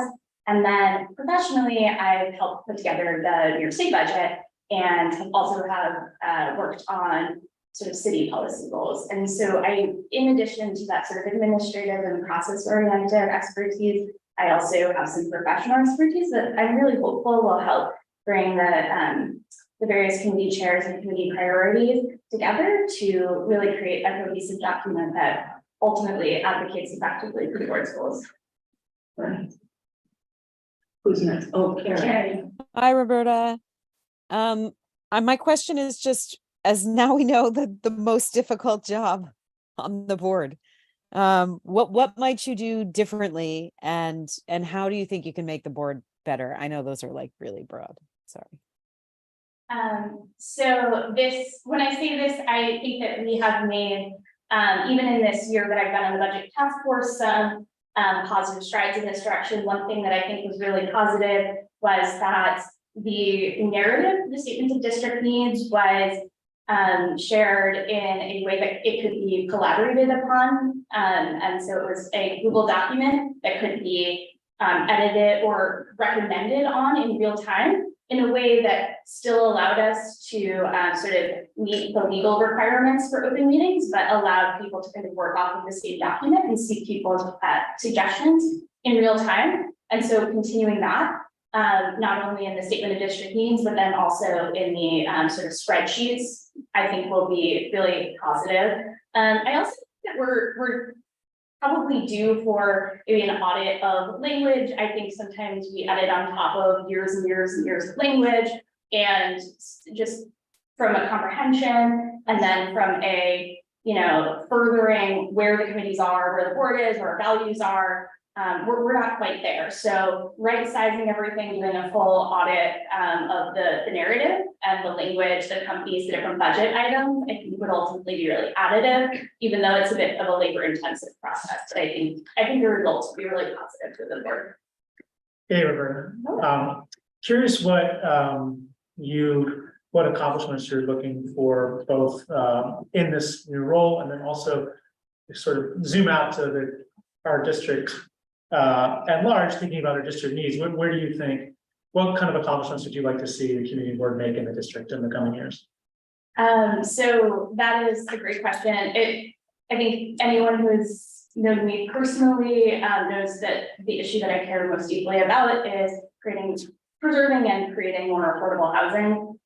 So being able to be in a position to help elevate those desires, which thankfully kind of align very nicely with the desires of the rest of the board, Housing, Health and Human Services Committee and our land use committees, would be probably the largest role. I think the most important role that community board can play is figuring out how to get the community engaged and involved in a way that's ultimately additive. In many other communities, frankly, what community boards do is serve as a conduit for opposition to new housing and new affordable housing. And one of the things I love about this community board, is that they take people's real concerns, address them, and then say yes and figure out how to get there. And so to the extent that we can do that through not only like our letters, but then also our budget asks, I think that would be a top priority. And just beyond this role, a top priority for me personally. Next, I'm next. What? So what are the kind of things you don't like to do? I mean, I don't think anyone enjoys the sort of brute work of putting together minutes. But I think that September was probably one of the worst because there was so much chaos happening in the room, and the recording was so bad that there were vital pieces of information that we really had to do a lot of detective work to fill in. And that, I'm going to be honest, as much as I value the sort of changes we've made to help convey information more concisely and more accessibly so that more people can experience it, the effort of tracking that down is, I don't think anyone likes doing that. So the hope is that was a one-off, and that we, in the future have better AV, better crowd control, we're able to hear everyone so that ultimately we can transmit the voices of people who show up at these meetings so that people want to see them, want to refer back to them. It's accessible, and so people know what happened. Hi, Roberta. So aside from some of the priorities that maybe you see the board addressing in the community, can you talk a little bit about the priorities, maybe about community board governance and things that you'd like to see done in this position? That is a terrific question. I did think about this a bit, having served on the bylaws committee most recently. I mean, the biggest thing that I have thought about has been like collaboration tools and the utilization of technology, and getting more of the committees to be able to engage in that regard. I think that there is some reticence because many members have been doing this for a long time, like to swap Google Docs, but I think sometimes it does need either people, it makes it harder to collaborate, basically, I think is the way that I would put that. So that in terms of, I know that it's not like a very explicit bylaw or governance thing, but it's operational. And I think that is a value that, to the extent I am involved in anything with community board, it's a personal value is useful. It helps kind of both streamline the work that we're doing so that, you know, Joe does not have to comment on one doc and then send it to Maria, who has to comment on that one doc and then send it to Katie and then send it to me. Instead, we could all kind of simultaneously engage in that effort. And I think, like, overall, streamlining community work processes, while it seems like kind of mundane, is ultimately something that helps improve people's involvement, of members of the public, members of the board. When things are slow and obscured or take a long time, particularly for people who maybe aren't super engaged, it's a real turnoff. And so to the extent that we can make things more welcoming, accessible, easy to deal with, I think transparent, you know, we stream this, that's awesome. There are a lot of community boards that are not streaming their meetings as they've gone back to in-person. So anything we can do to really make things accessible and improve operational speed, you know, without sacrificing any of our legal obligations or, you know, the inclusion of people's input, those are like the value symbols that I would strive to, you know, put forward in board governance. Great, thank you. I know. Okay, so you mentioned streamlining, which I am always into. You mentioned the September meeting, which was a bit chaotic. So my question for you is, assuming the first vice chair isn't present, do you have any creative ways of running the meetings that are more efficient or most? That is a terrific question. It's certainly not something I have thought too much about, though I did have a kind of newer member ask about, you know, why we, you know, went through different like agenda items as kind of slowly as we were going through them. So there may be opportunities to identify efficiencies there, either because we're able to present some sort of visual or bundle them more tightly, but that would take some additional preparatory work, which I think is really challenging because no one has time. No one has ever turned in something 3 weeks early because we're all volunteers, and you know, being alive is challenging. We have to keep doing that work. So I think that would be one of the things that I would try to tackle. And I really like the question, and it's something I'd like to think a little bit more about, but absolutely think that there are opportunities with additional preparatory work of the rest of the board to think about places where we can tackle where meetings kind of run a little bit long. Thanks. So Berta, do you think that a second vice chair, you have a lot of interaction with local electeds? And if so, what relationship do you have? It's a great question. I think that there will likely be some interaction. For disclosure, my job is to advise elected officials, but just in the state senate, so that is not all of our elected officials, but some of them. And so in that way, we have a professional relationship. And I couldn't help it over here, Leslie, and I think she was spot on in the way that she answered this question. I know it's cheating, but you know, we all do it. We all interact with people, so it's not like there's that many answers. I do think that it's really having those relationships with staff, like Jordan Feiner. I mean, I'm sure a lot of people here, a lot of chairs know Jordan because he is at every meeting and is such an incredible resource to this board. And you know, anytime there's a question on a bill, even if it's not really in my wheelhouse, you know, he's able to answer. So it's having a good relationship with the staff, and I feel that I have a pretty good relationship with members of the staff, or a council member, our senators, assembly member Simone, and then my representatives as well. And so hopefully those relationships, particularly staff relationships, who are doing this sort of, you're typically taking on a certain portfolio, so you know they're doing the work of the budget, for example. Hopefully that would ultimately be really fruitful and an asset to the board in this role, and then just to the board overall. Good, thank you. Thank you so much. Are there any questions from the public? Yes, Dolores. Hi, this is Dolores. Thank you very much for running for this position. It's just a practical question. You had mentioned that you recognize it's a lot of work. Just wondering whether or not, that you are able to provide time. I don't know exactly how the work schedule is, but to be able to be available for all that labor intensive work. That is a great question. And I've spoken with Leslie, our current second vice chair, and I've also spoken with Jeffrey and Jessica to this effect. And the way that the legislative session is set out is it's approximately January to the beginning of June.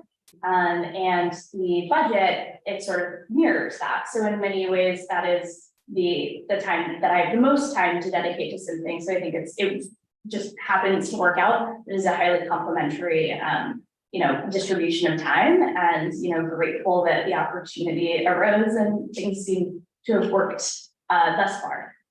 Thank you. Hey, we're seeing no other questions. Thank you so much for coming in. Thanks for. Hey, at this time, we are going to dismiss our public. And Janine, as we mentioned earlier, we are now going to go into a closed committee discussion. So we are going to be muted and off the video, and we will be back shortly. But what about character? Yeah, Carrie, I'm gonna call you right now. Nominating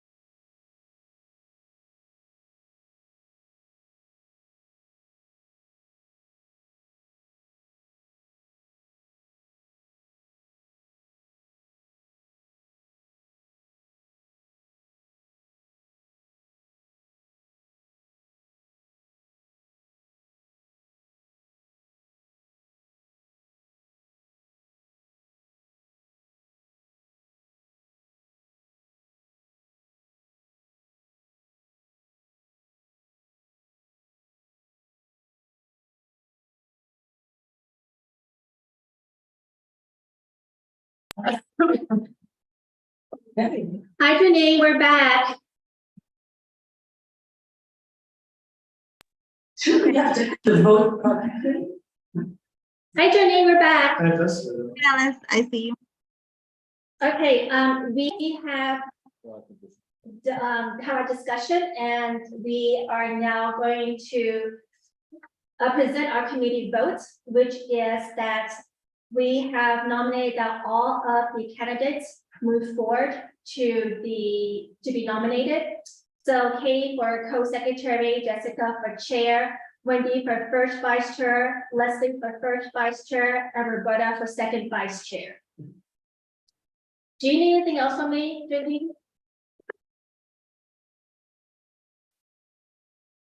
No, I'm good. Okay, great.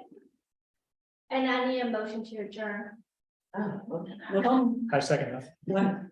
Okay, I totally forgot I had to do a motion to adjourn in order to do the committee discussion. That's fine. Motion to adjourn the discussion. My God, Janine, do you There want we me have to it. give it? Oh, just be adjourn and come back on, or what do you want me to do? No, I think we did. I think we're good. We all understand. Janine, Can you hear what happened? We forgot to motion to adjourn the discussion. So we're wondering if we have to go back or we can just do it now. You could do it now. Motion to adjourn the discussion previous. okay, great. There's a second. Motion to adjourn the meeting, anyone? Okay, okay. Hey, Janine, do you? Thank need you, anything else? everybody. Thank you, Alice. Okay, Janine, bye. Bye, everybody. Bye, everyone. Have a good night.